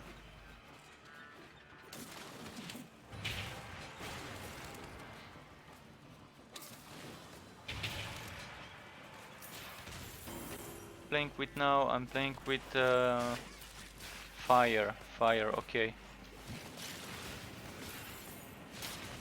And I'm playing with the fire with maxed out sword smash, not the best one for this setup, unless I decide to use sword smash. If I use sword smash, I won't be able to use basic attacks. That's the thing I really don't like.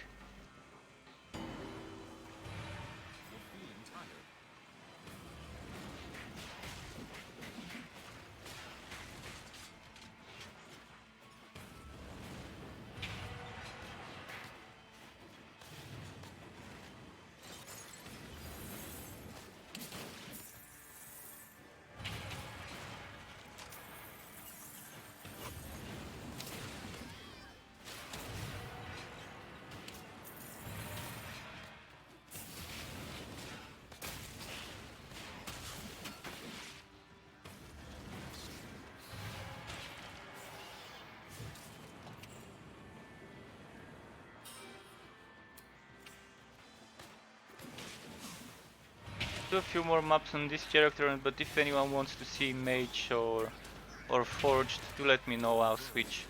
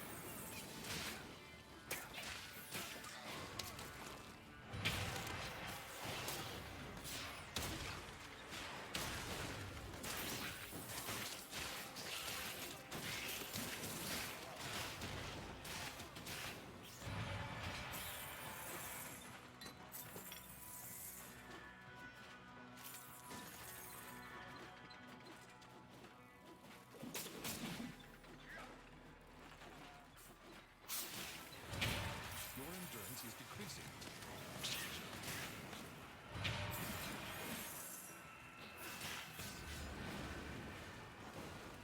Enjoying this firestorm so much.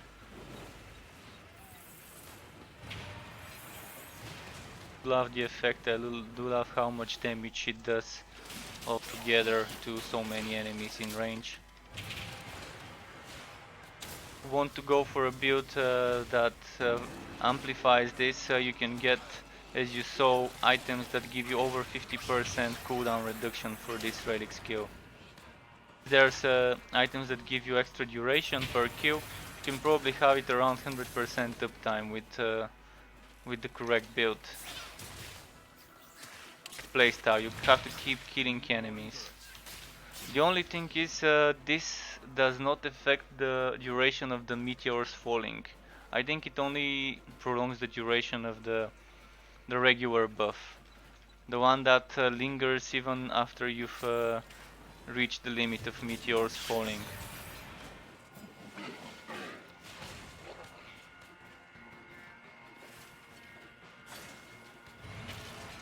Need to collect a set with such items. 3, 4, 5 items that amplify those bonuses to see how many I can get and to see if I can make a build that gets closer to 100% of uptime of the relic skills.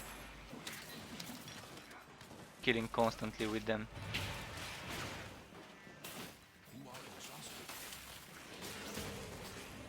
If the cooldown can be reduced to like 60 seconds less, 60 seconds, not 6 seconds, but 60% less. Even if that's the limit, it's still gonna be fine as long as I can get more than 1 or 2 items with extra duration per kill for the relic active skill.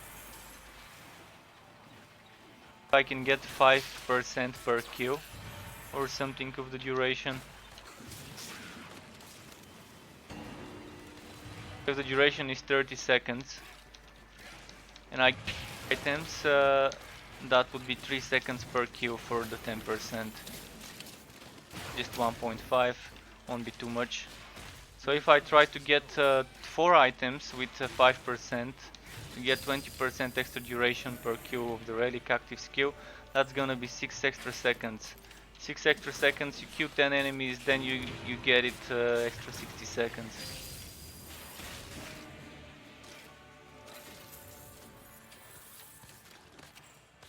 I wonder if there's gonna be a limit. So very nice chest piece. Although probably what I'm wearing would give me more damage, yeah. The flat damage does give a lot more than the crit one. The crit one would be very beneficial when you're stacking crit.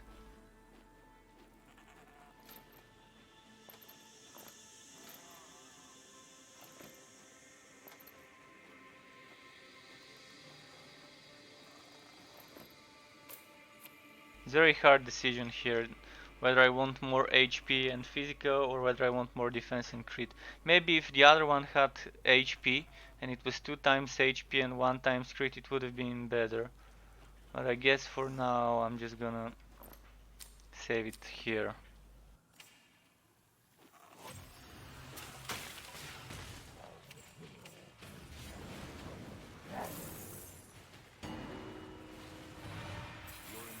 Setup is nice if I can stack all the way to 280, 300 crit damage.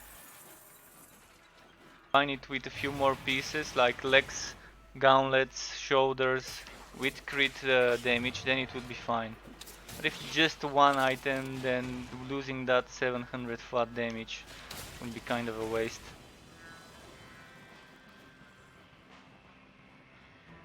Two items with crit damage for me, 3 items with crit damage.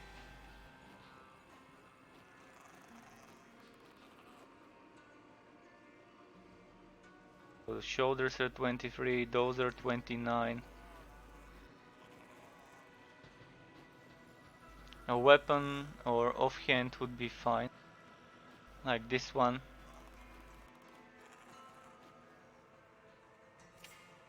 Okay, let's start the next map. For a goblin map this time.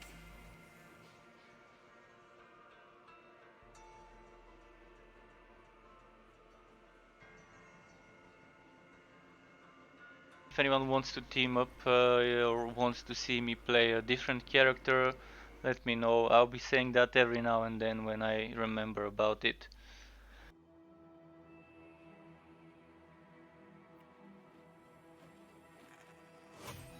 For the viewers, whatever they want to see, be it certain relic weapon, certain character in action,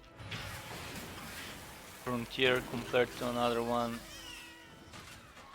Look at those, I want to group them up together like this. Perfect. Fuck train, not this way.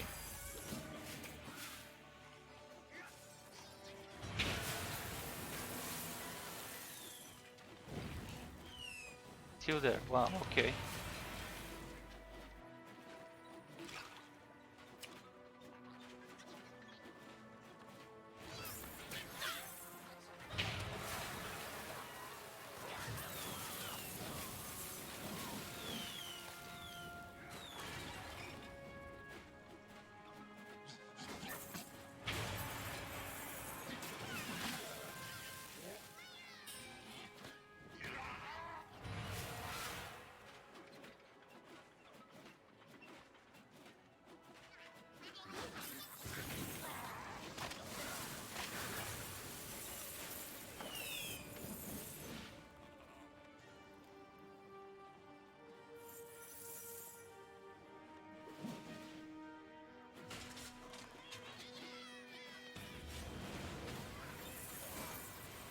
Let it burn.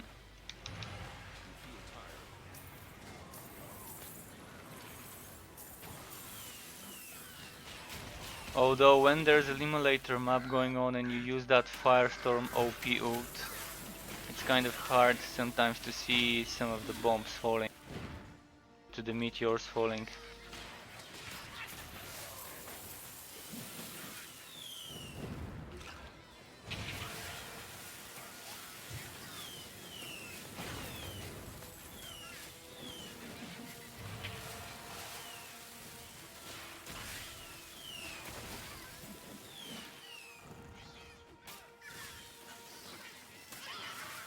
Cemetery is one of the more tricky maps to deal with sometimes, but as long as you get the hang of it, you're gonna be fine. That means when you're playing a melee class per se and you wanna be staying up close next to the enemies where the bombs are falling, you might end up getting surrounded by bombs on all directions.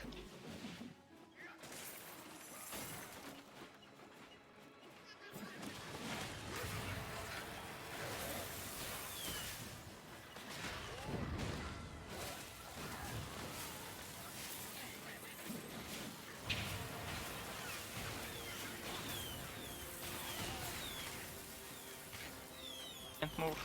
Okay. I escaped for a second there, I was stuck.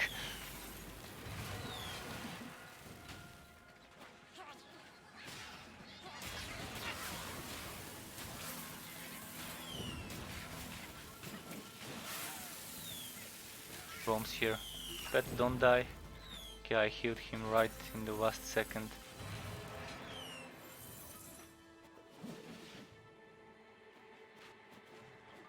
I gotta heal him again. It's not allowing me to use my potion to heal the pet because I don't have full HP. Come on, hit me. Okay, nice, they hit me. I'm also gonna have to change my potions if I can. Do a Goblin Frontier potion.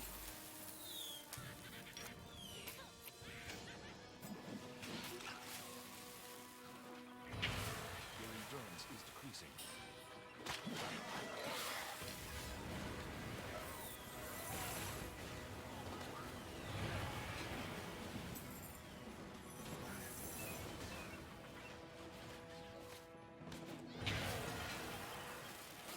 Alright, time for the next stage.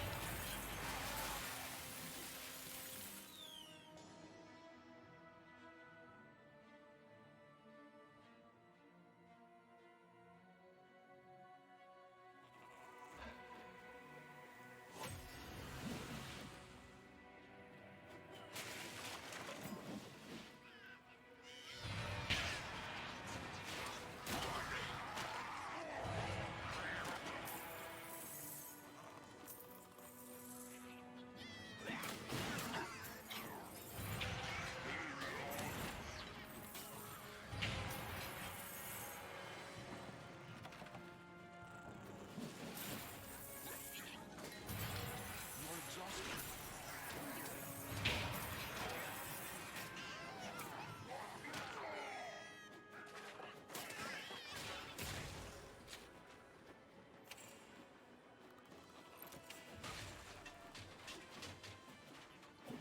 A second there, not second, but let's say a few seconds. I had forgotten to restart that train after I voted in this map. It was getting slower.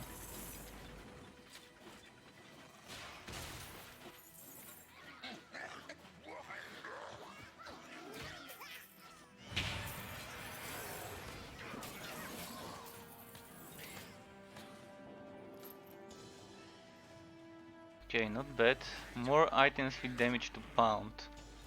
This might make a blasting charge pound build a very nice option for a train setup. I'm actually gonna play around with this for a while.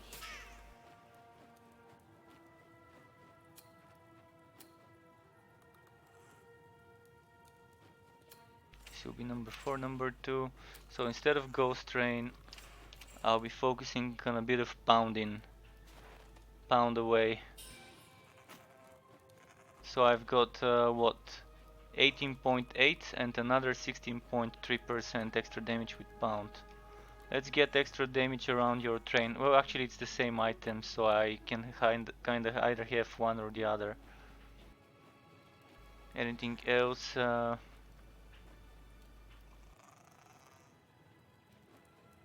Yeah, this is kind of it. Much else can be done. Maybe this would help blinding blocking, but I wanna go for the extra crit chance.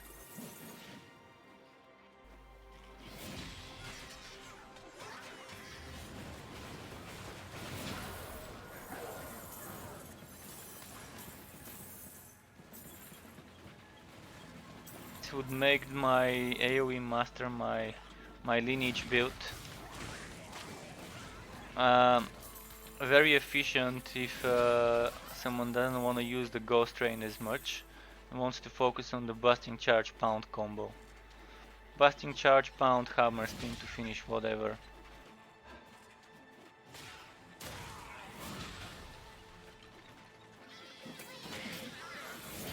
Sometimes hammer spin to go in, pound to stun them, or hammer spin to go in after busting charge. So busting charge from distance, I'm gonna do that now. Busting charge from distance, hammer spin to close in the distance and pound to finish off.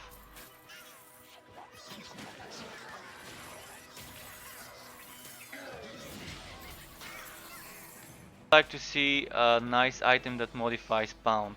Give pound a wad of extra radius, 50, 100% extra radius. Reduce the chance to stun, even remove the chance to stun. Some weird rail hammer per se that modifies this. It would be amazing to see just some different variations of the skills. The more the gear modifies certain skills, the weirder the builds would be and the more the builds would be. And that way people would wanna get geared towards certain skills, such as this one, damage to pound. Would wanna be playing builds that are centered around pound. And if every skill has something like that, or every skill combo has something similar like that, people would have a bit more freedom, a bit more variety. Have a lot of motivation to farm for items that modify those skills. And pound is a great skill. It is a great skill. And I think if it just had a bit more range, it would be amazing. Even if it doesn't stun for this long. I think 4-second stun is kind of overpowered anyways. So even if they increase the range with an item, not by default, an item that gives you, instead of 2-second stun or just 1-second stun, but 50 or 100% increased radius on pound. Amazing. I think to do something like this would be a rail hammer. And this shouldn't be a modifier that replaces the other mods.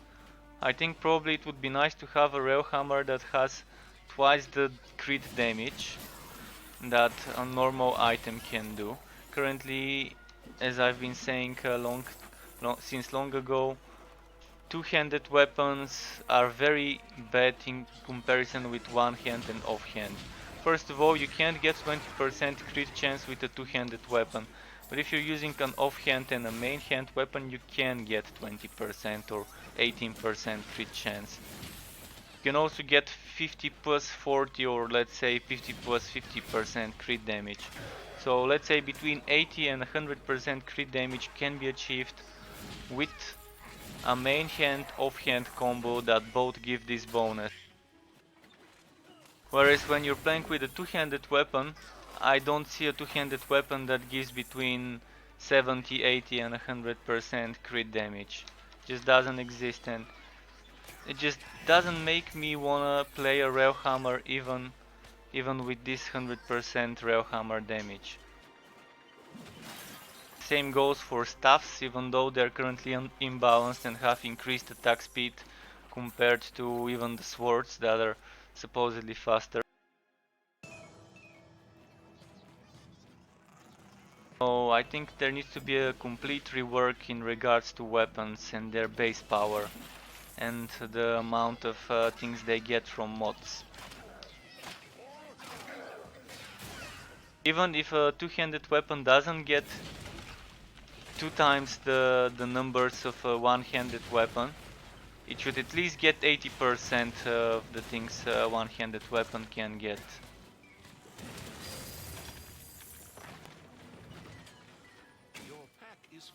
So let's say with a one-handed weapon and an offhand I can get 100% crit chance, maybe make it so that a two-handed weapon can go all the way to 80.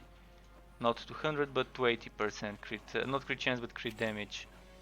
And if a one-handed plus offhand can get 20% crit chance, make the two-handed weapon go all the way to 16% crit chance maybe, compared to now where it's like 10-11 or something.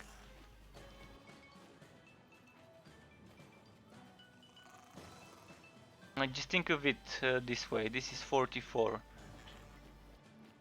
and this gives me 9.9 crit chance. It's a staff, it gives as much crit chance and as much chance to poison I can get on an offhand. Even though the damage is slightly more, the base poison damage here you can see is 4000. And let's find something legendary, 3.4 thousand. That's actually worse than this one, but this is level 47, so let's compare something from the same frontier. This one, 4.9 thousand base damage. Okay, that's more base damage than the tenderizer. Okay, that's nice. This is how it should be, because here I'm getting 3.2 thousand together with 1.4 thousand, and this one is getting 3.2 thousand plus another 1.7, so it's pretty balanced in this regard. In regards to the stats, to the mods, it's not. I've already sent feedback a couple of months ago even about this. Maybe I need to keep sending it.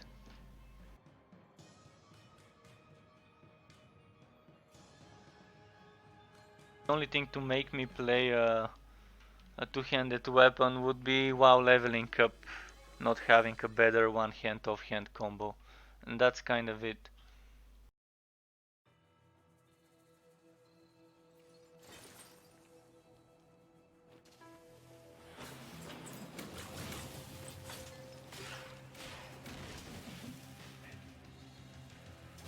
And this probably shouldn't take too much tweaking to fix. It's just changing numbers. It's just changing numbers, modifying numbers. I do love playing with two-handed weapons, but currently the game just doesn't make it viable. Currently, regardless what you play, the game is easy enough to complete it. I kind of feel like missing out when playing a two-handed weapon, knowing I can get more crit chance, more crit damage. Top it off, I can even get some steam dissipation or endurance regen or mana regen from an offhand. So I'm getting base flat damage together with 1, 2, 3, 4, 5 extra stats. If I had another legendary, that would be 6 extra mods. Whereas two-handed weapon is just 3 mods. So if they double the mods from 3 to 6 and leave them as they are, then that would be okay, that would be balanced, I guess. Yeah, two-handed weapon gives you 3 mods on a legendary. One-handed weapon on a legendary gives you 3 mods as well. There isn't any difference in the numbers between the two-handed and one-handed.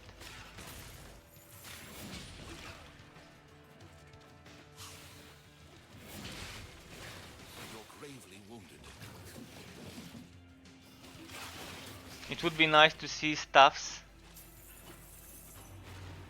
that give the same stats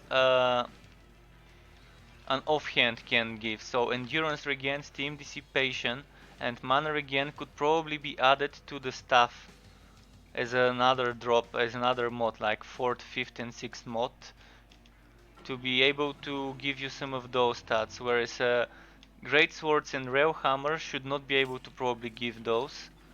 So that way the staff would have its thing, it would have its niche. It would have a niche that it could give some extra resource regeneration. That's why maybe some rail masters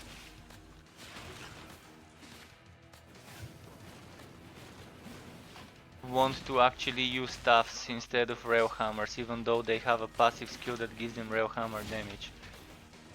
Knowing that they can actually replace a main hand offhand setup that would normally give them some endurance regen with a staff that can actually give them endurance regen as well. together with some damage, crit chance.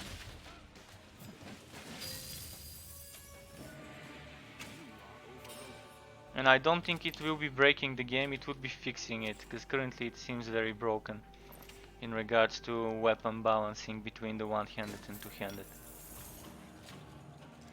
And another thing that really needs to be reworked later on would be the base attack speed of every single weapon. Currently it's just not as saying here. It's saying slow for the that's fine, but when I equip a staff that's supposed to be slow, it's attacking 3 times.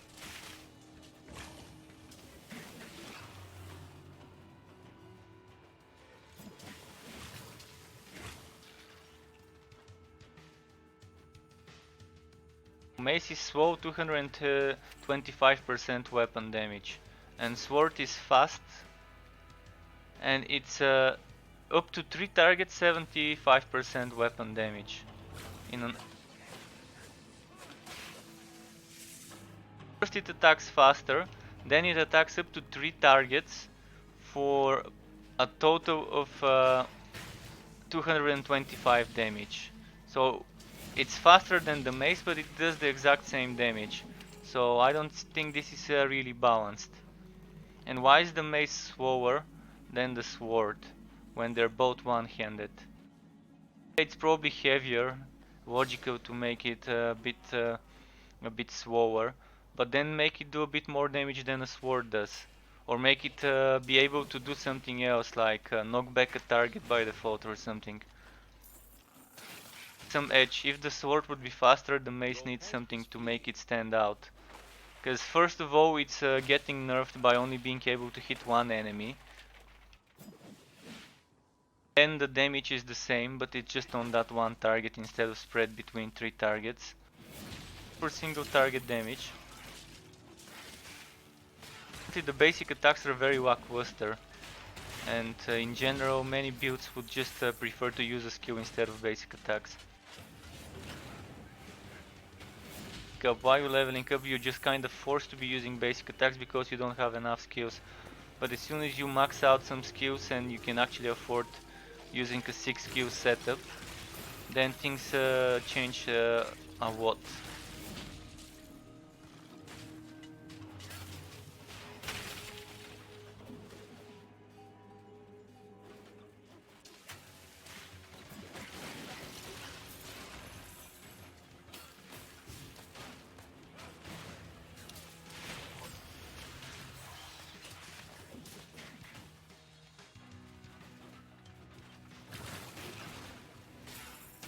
Normally in games with hammers and one-handed hammers, they do add stuff like chance to knockback or chance to stun, rather such things. Kind of CC kind of oriented. So yeah, they make them slower, but to do some sort of CC. Stun, knockback, confusion, any other thing that is a bit of debilitating to the enemies would fit well with the hammer, whether it's two-handed, one-handed. Make up for the wall swings, get it some extra impact.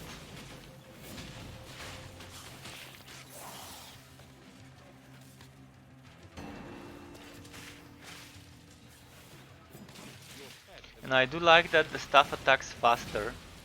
The staff attacks very fast, that's nice. But it says it attacks slow, so just changing it to say fast or very fast would be okay. As long as they keep it the way it is, I don't think it won't be a problem. Everyone is used to the staff being fast, and it makes sense. Staff is normally a weapon that's very easy to swing. Easier to swing than a sword or than a great sword or a hammer, even though it's two-handed.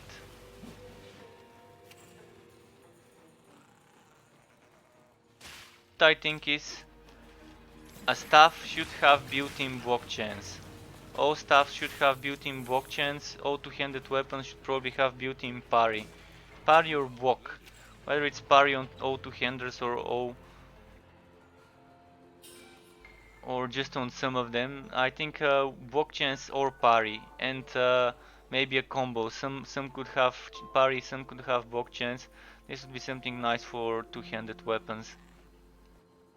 It's also very nice, and I'm wondering if I should replace this one.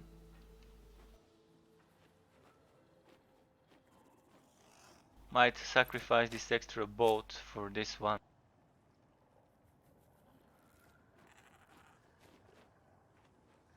And this sword might be better replaced with that one.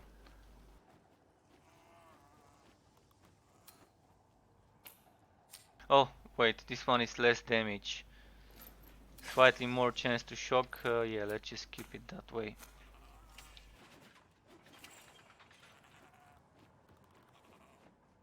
Broken weapon. I'm not sure what to do about it. See, now it says chance to shock. Now it will say again chance to shock. Now it will say healing on Netherim. Now if I do this, it will say physical damage. There we go. Now if I do this, it will say high with defense.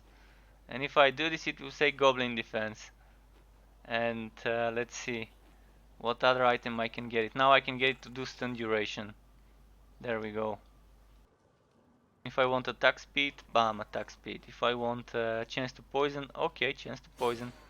And let's see if this chance to poison is actually reflected.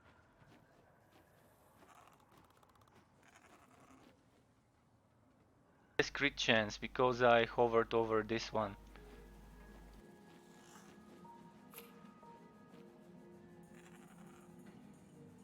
To burn. So the crit chance is not reflected, but look at this other stuff. I'm not sure exactly what this gives. It's very hard to know what the final mod on this item is. I think it's chance to burn, but I can't be sure, but that seems to be the default one.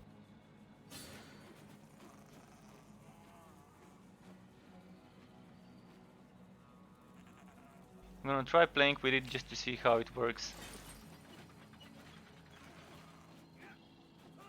If I've got anything else that gives me chance to burn.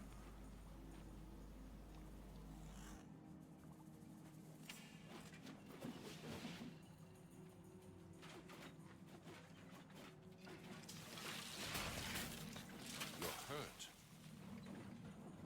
But no potions, okay.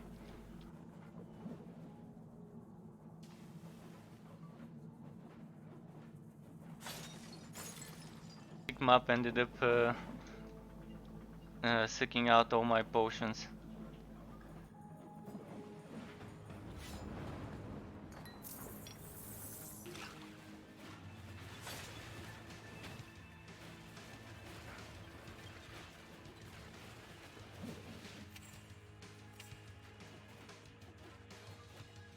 See, I'm gonna play with this relic weapon.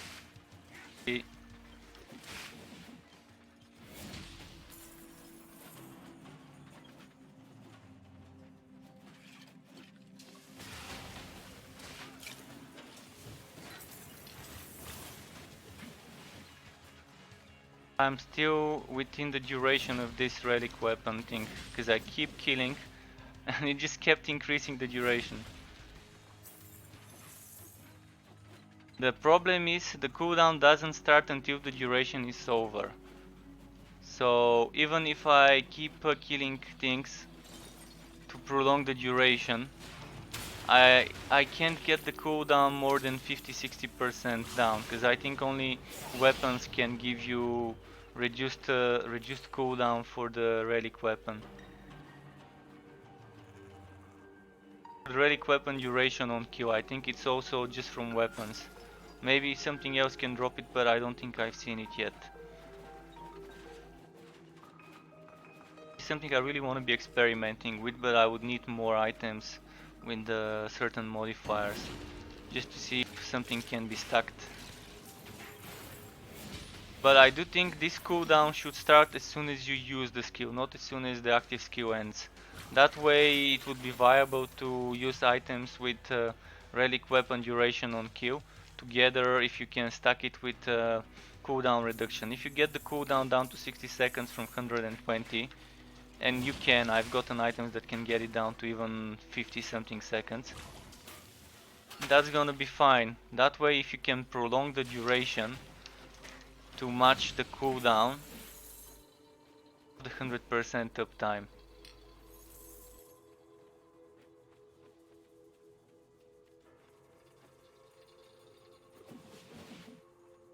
Build would be a fun build to play.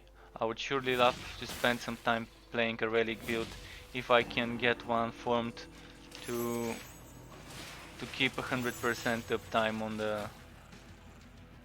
on the relic W skill. Not enough endurance.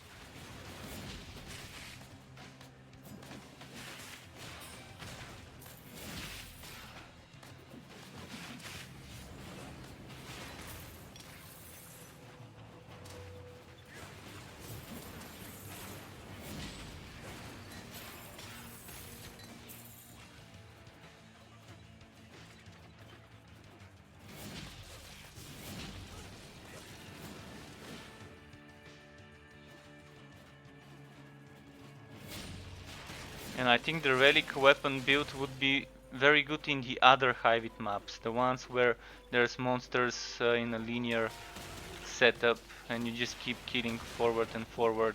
That way you don't have to wait too much for spawns and you always have those little bugs. So anything but the curse chamber in the relic maps would be perfect for such a setup.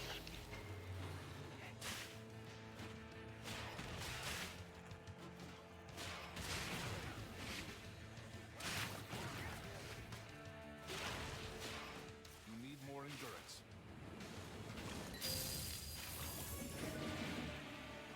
Your inventory is full. Let's see this one. Work, no thank you. My pet's full. Okay, go sell.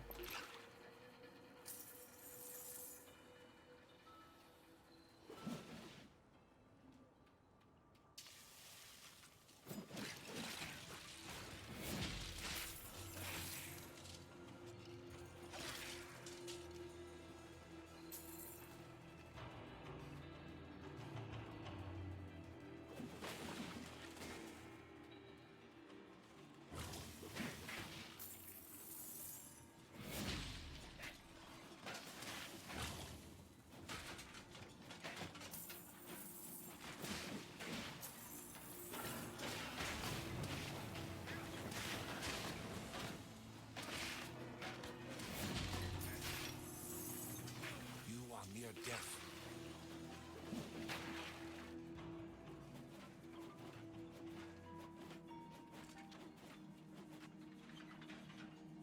Okay, let's do another one. Is the pet here? 1 minute. What do I want to do? I'm gonna do another goblin map.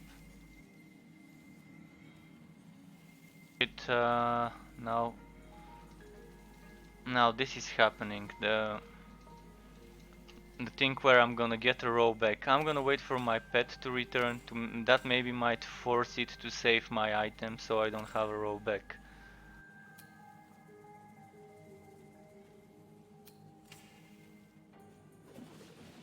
So 29 seconds. Then I'm gonna try and see if it would fix itself. Oh, and there's some enemies I can kill that I've missed.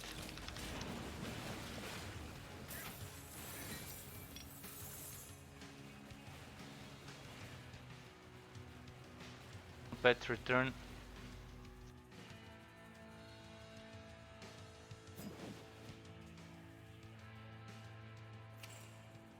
So I'm gonna try to go back to the town maybe.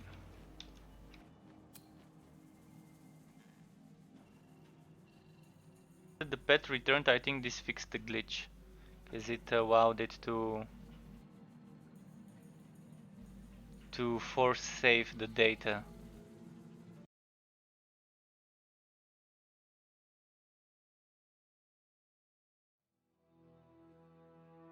Pet related to this glitch. Does this happen only when the pet is traveling? Me not being able to enter portals.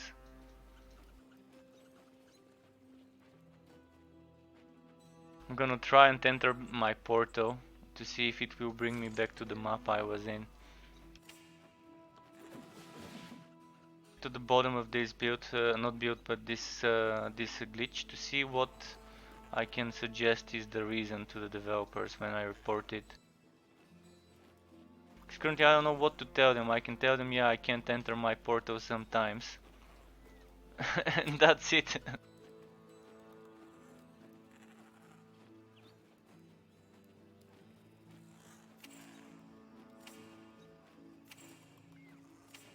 Alright. Well, let's start the next map. I kind of lost one map, so I'm just gonna use this one.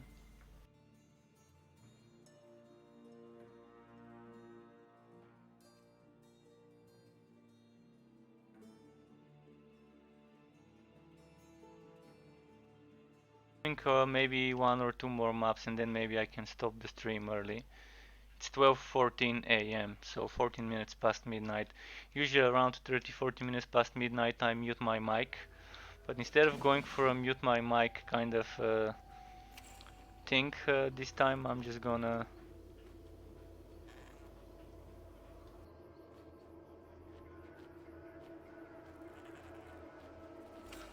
do something else.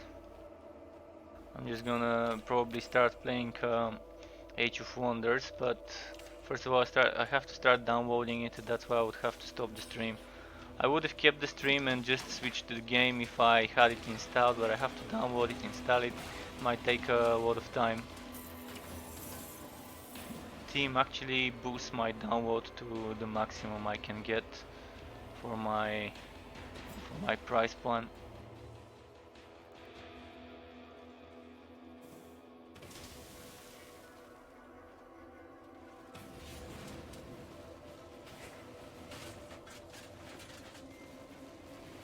Wake up early tomorrow, I can probably start the stream earlier and show people Age of Wonders early, and then I can probably stop the stream while the official Torchlight Frontiers stream is going on and continue it afterwards.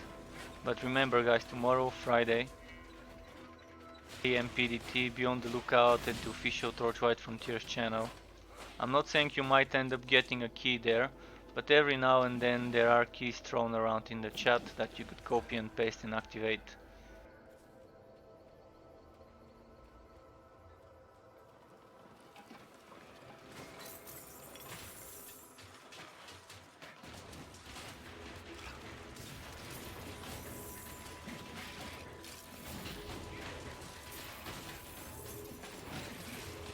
Oh nice elites, come on train, blast them. And define its damage, it's dealing some decent numbers. If only I could see the numbers. Check, it's 278% weapon damage, but if I were to do this, it goes to 225. So more than 50% extra weapon damage just from those two items. If I get two more items that modify the skill, I think it's possible. Be an amazing setup for spamming pound. And the good thing about it is you can actually do it 2 times in a row on the same enemy if you have full endurance. So it won't be long before you can do it a 3rd time. You can see, bam, now I can just do almost 3 pounds in a row with enough endurance regen.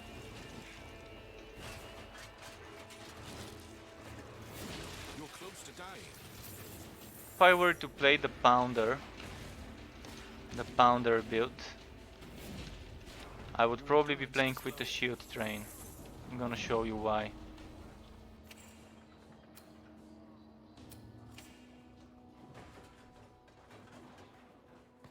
Come on train, I need your shields.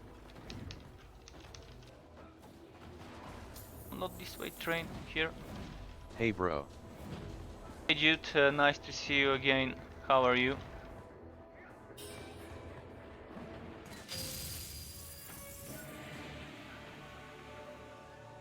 Dropped another one of those maces. Let's see if this one is another glitched. Oh no, this one seems fine.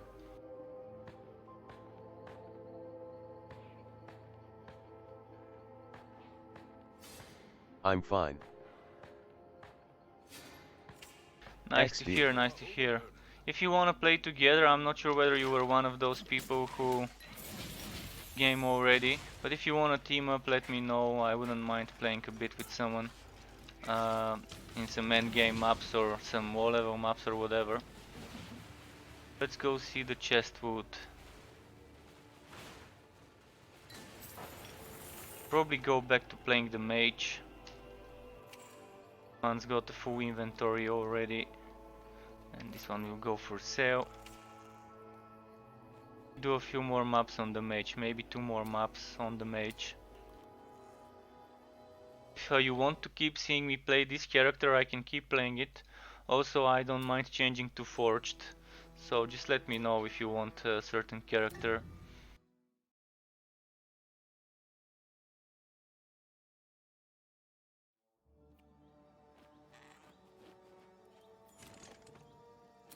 Okay, let's see how many maps have I got. 0.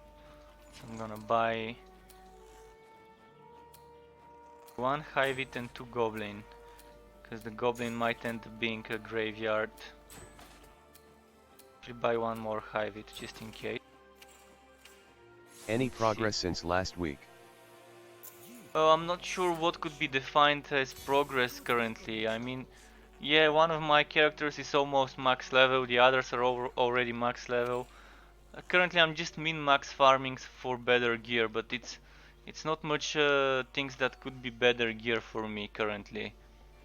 There are options to upgrade items, there are options to focus on a certain build, but the game currently doesn't push you too much to want to get what I already can achieve. I'm even trying to avoid on this character, on the mage, I'm trying sometimes to avoid using entropy because it's a bit too easy. The Can same you goes change for skins of the energy spike. items? Not yet, it's in the works. If you look at the travel, link, you would be able to see that there is something called transmogrification or whatever, which they are working on, so later they would add it. And what they're saying is they would allow us to collect looks, as they're calling it, put those looks into a collection and then apply looks from this collection onto items. Basically that would be grim down changing of skins of items. And not just grim down, many games such as have this system. That's the correct word, transmog. I think that's how they code it in Aeon. I do love games that allow me to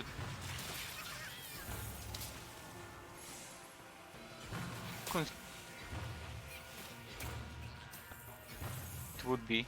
We will not be consuming the item, we will just be go into the collection. If you have its look unlocked, great. And as I've been saying in my streams over and over again, this is a great way to monetize the game. Sell exclusive transmogs that you cannot get from, you can only pay for them, and it will be just skins other than cosmetic things that you can sell. Many games have such things. Path of Exile sells skins, who doesn't sell them but awards them for completing certain challenges. Down, I think, has already sold some packs on Steam for certain supporter packs for skins. Standard, and it's something the ARPG genre plays and would probably welcome monetizing transmogs.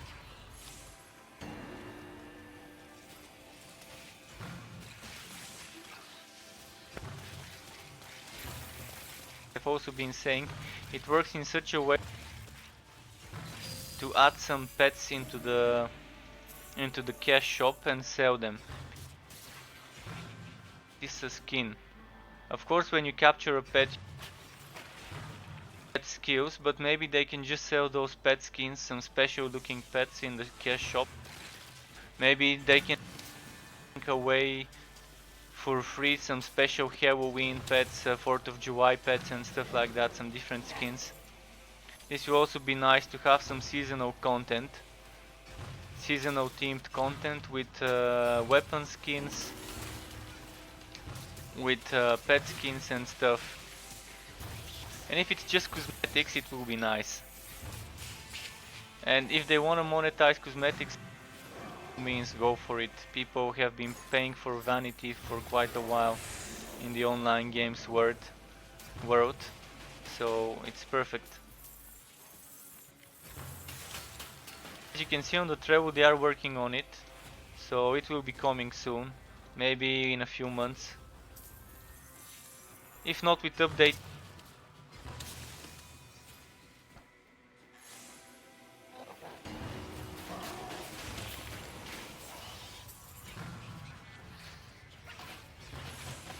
started experimenting with the frontier traders, with the cash shop. It is in their best interest to start using those systems that earn them money.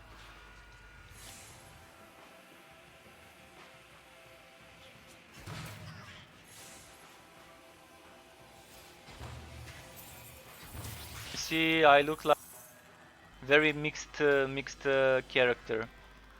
There are some high-wit items, some goblin items, there's a celestial armor, so all my gear doesn't match, but I really don't care much for this, but I know many people.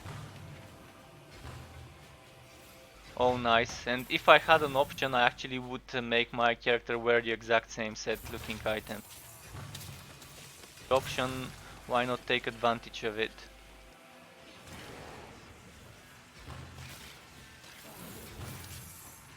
Items look like ones with bows. I do love spiky things and bows.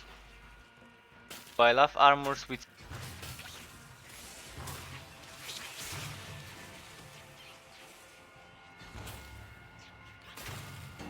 things. I love the subtleness.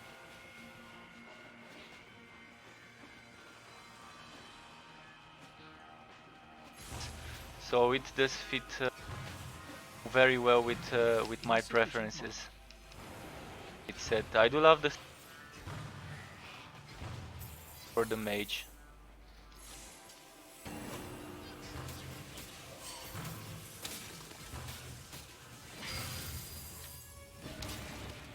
There we go, another chest piece for the celestial set.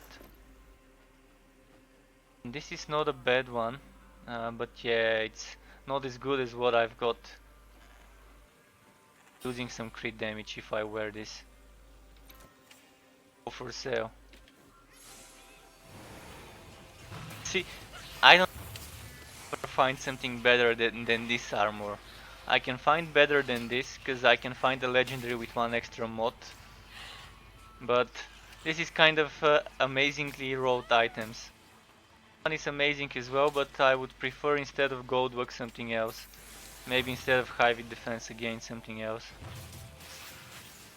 Ideally I would have shoulders with crit chance. It's even possible to get some. Am I still leveling up this one? No, it's maxed.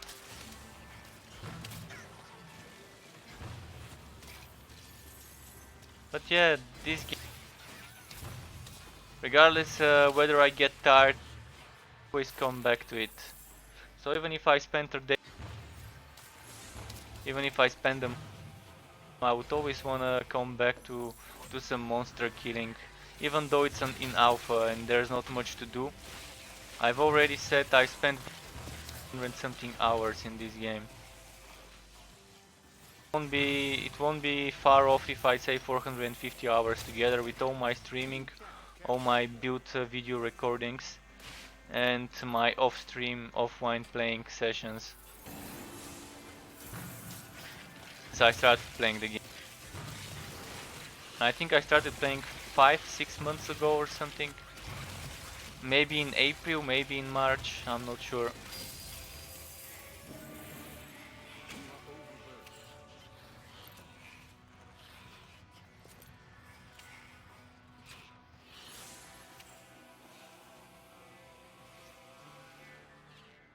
Nice. I've been looking for some mana again. Chance to shock off hands to give it to my other character, to give it to my forged. I think with the build doesn't require steam dissipation. In fact, it's a build that requires you to be able to spam vortex bomb as often. Build I'm trying to use off hands from my other. I'm trying to get something.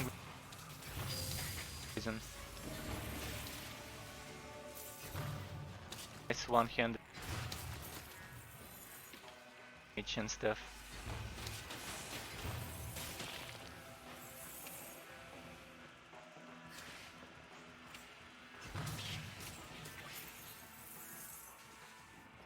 Be better, of course, if I give it to my forged compared to that one. At least it's not something that gives me. Ideally, it would have just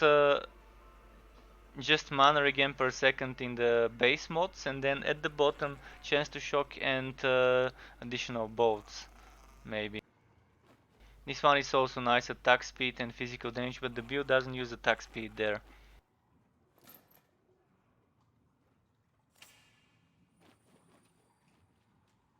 Okay, did I clear the whole map? Yeah.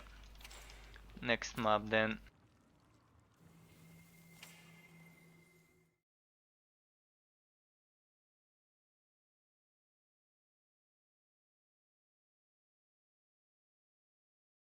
So I'm gonna do this map, then one more, and then that's gonna be it, I think, for tonight.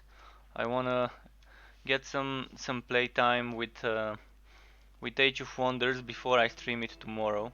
So I wanna kind of get familiarized with the game today. First of all, I need to start downloading, playing. And I think it's a big game, so it will take me a while to download, even with megabits per second.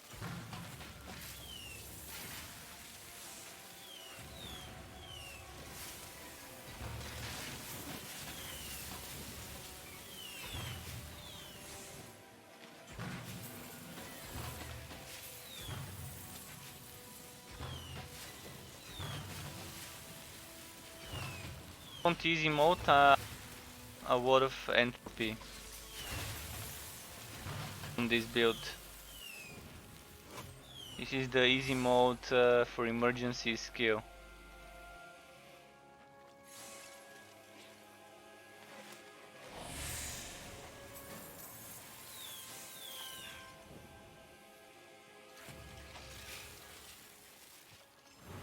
Those pets here to deal with those skeletons, and I'm gonna go the other way to the dead end.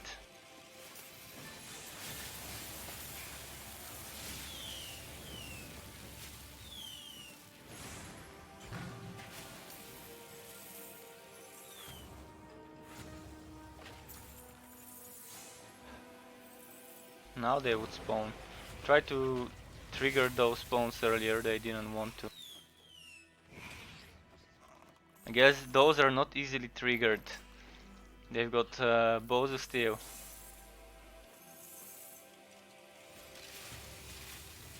I guess in their case, bows of bones.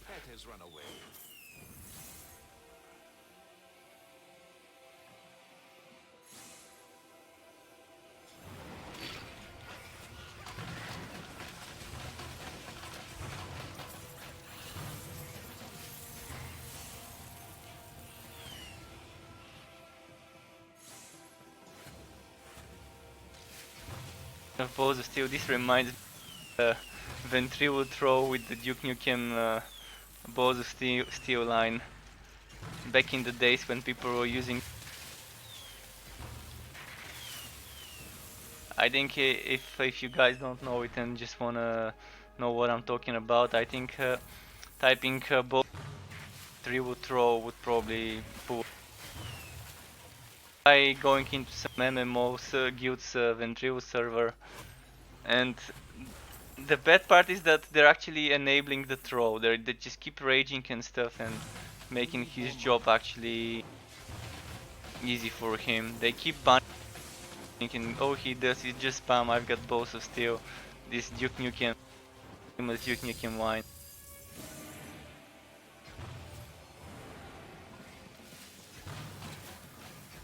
The videos you kinda enjoy watching. It's probably fun the first time you watch it, but then it might get boring.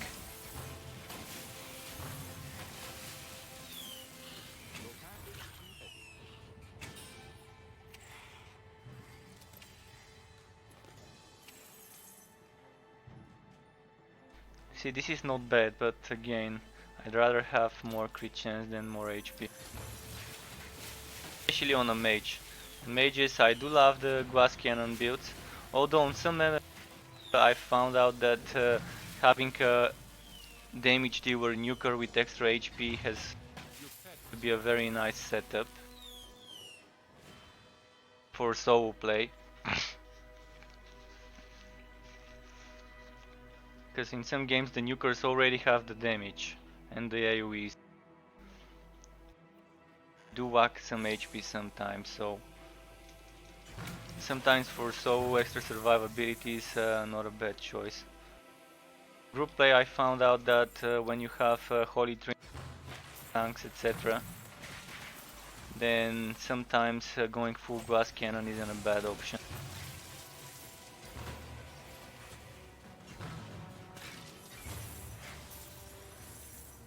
Don't need to be too tanky the way it is. I'm assuming later it would probably be. Wondering what they have in mind for endgame modes. I know since Max he has a plan for 5 years of content to come. I wouldn't mind knowing a bit more they're planned. Keeping them secret to release info bit by bit instead of fooding us with a lot of info. Come in 1 or 2 or 3 years. Things are finalized, maybe they're just keeping them under wraps.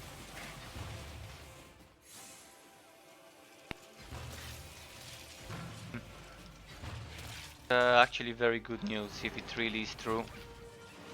If it includes endgame content, not just new frontiers and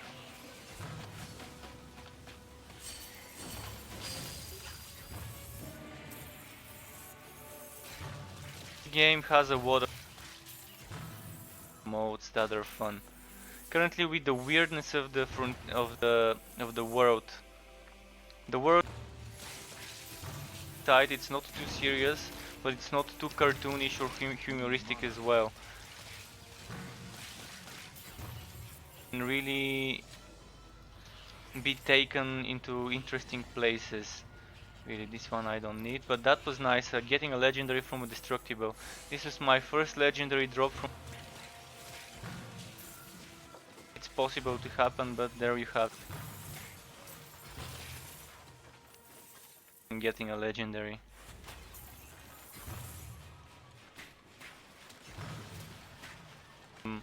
Chests and barrels like those ones here.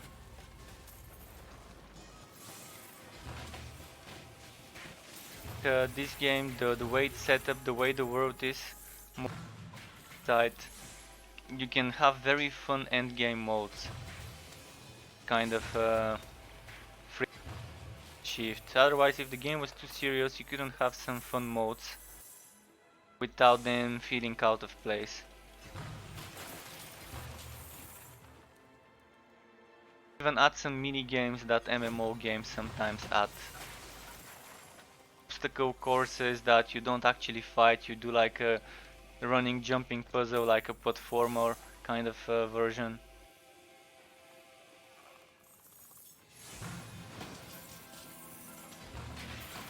There could be a mode where you're kind of getting chased down by a boulder over a hill and it's just rolling over and you just have to keep moving and escaping and using some stuff, or maybe something that has a lot of traps like a labyrinth or something.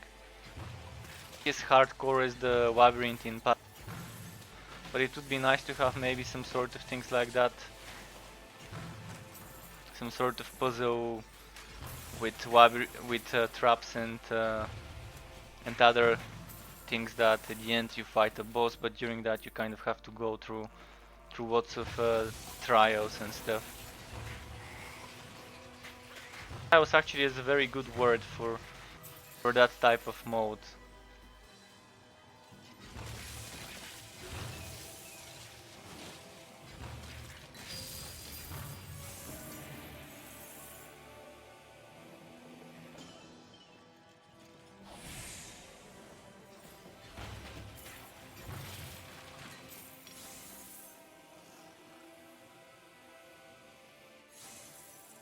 You got some nice NPCs like Yapper that can also be used to center some game modes around the personal story about this guy, such as like,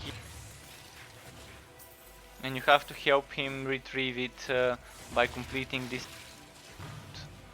Maybe Yapper is building an army of goblins, paper goblins or wooden goblins like the dummy goblins you have, and he needs some extra materials this to get that.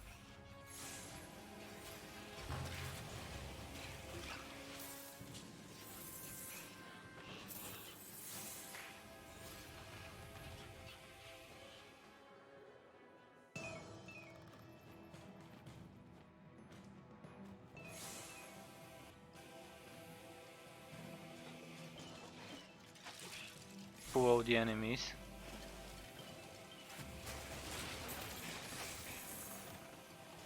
Let's have some fun and pull them all together. Come here. Come on, come on, come on.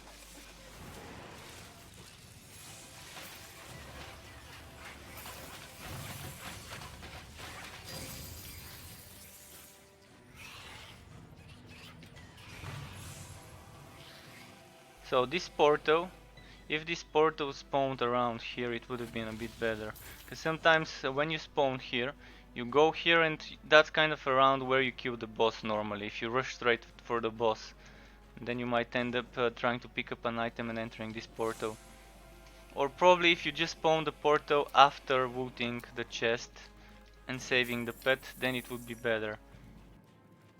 Having a confirmation window as they do in the single player. When they're telling you haven't completed a certain task, do you wanna exit? For Unholy Boat, I think I already had boots with that.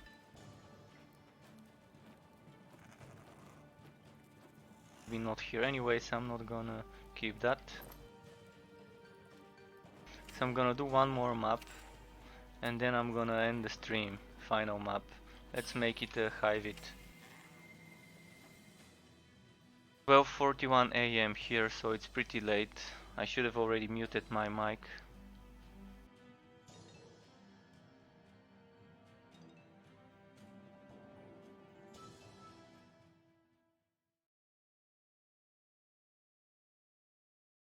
I'm just gonna rush this map. I'm not gonna complete everything. I'm just gonna rush the main lane.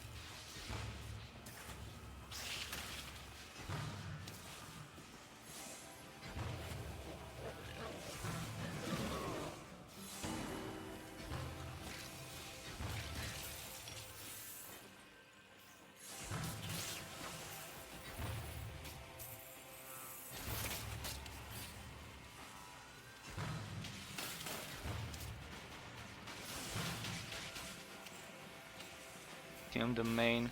Let's assume the main boss would be there. Rush this map for a final map of the day.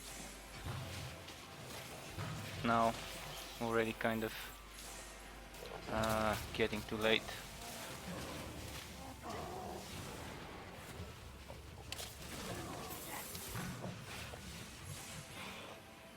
It actually guessed it. This is where the boss. Sometimes it's hard to guess which one would be. You can always guess which one the short would be. This is the short one, but between the long ones, it's hard to.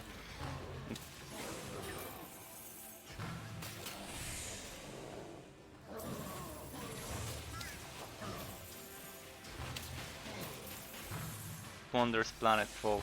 If you want to know more, it would be play. Your mana is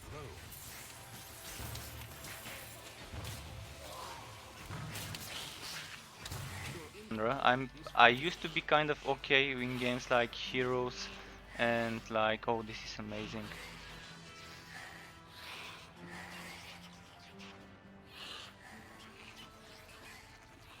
No, I don't know which one is better, but let's say the one with less crit damage but more chance to shock would be better.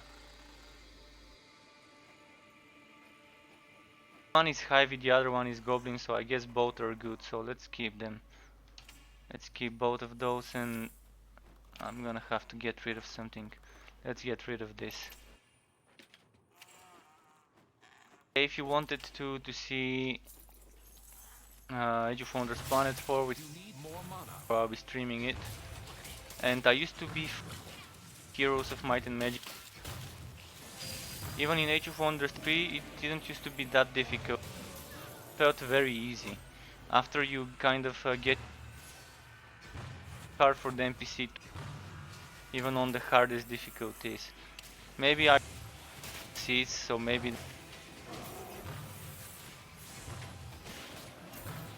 more challenging than Age of Wonders 3, especially when you ally you can each time. Wonders 3. We'll see whether the new version would be closer to the second or the third installment of the fantasy world, not the sci-fi world. For now, I think that's gonna be it. Thanks everyone for watching and for supporting the channel in any way, be it follows, subscribes, etc. Everything's appreciated, and just watching is also, it means a lot for me. Until next time guys, and keep it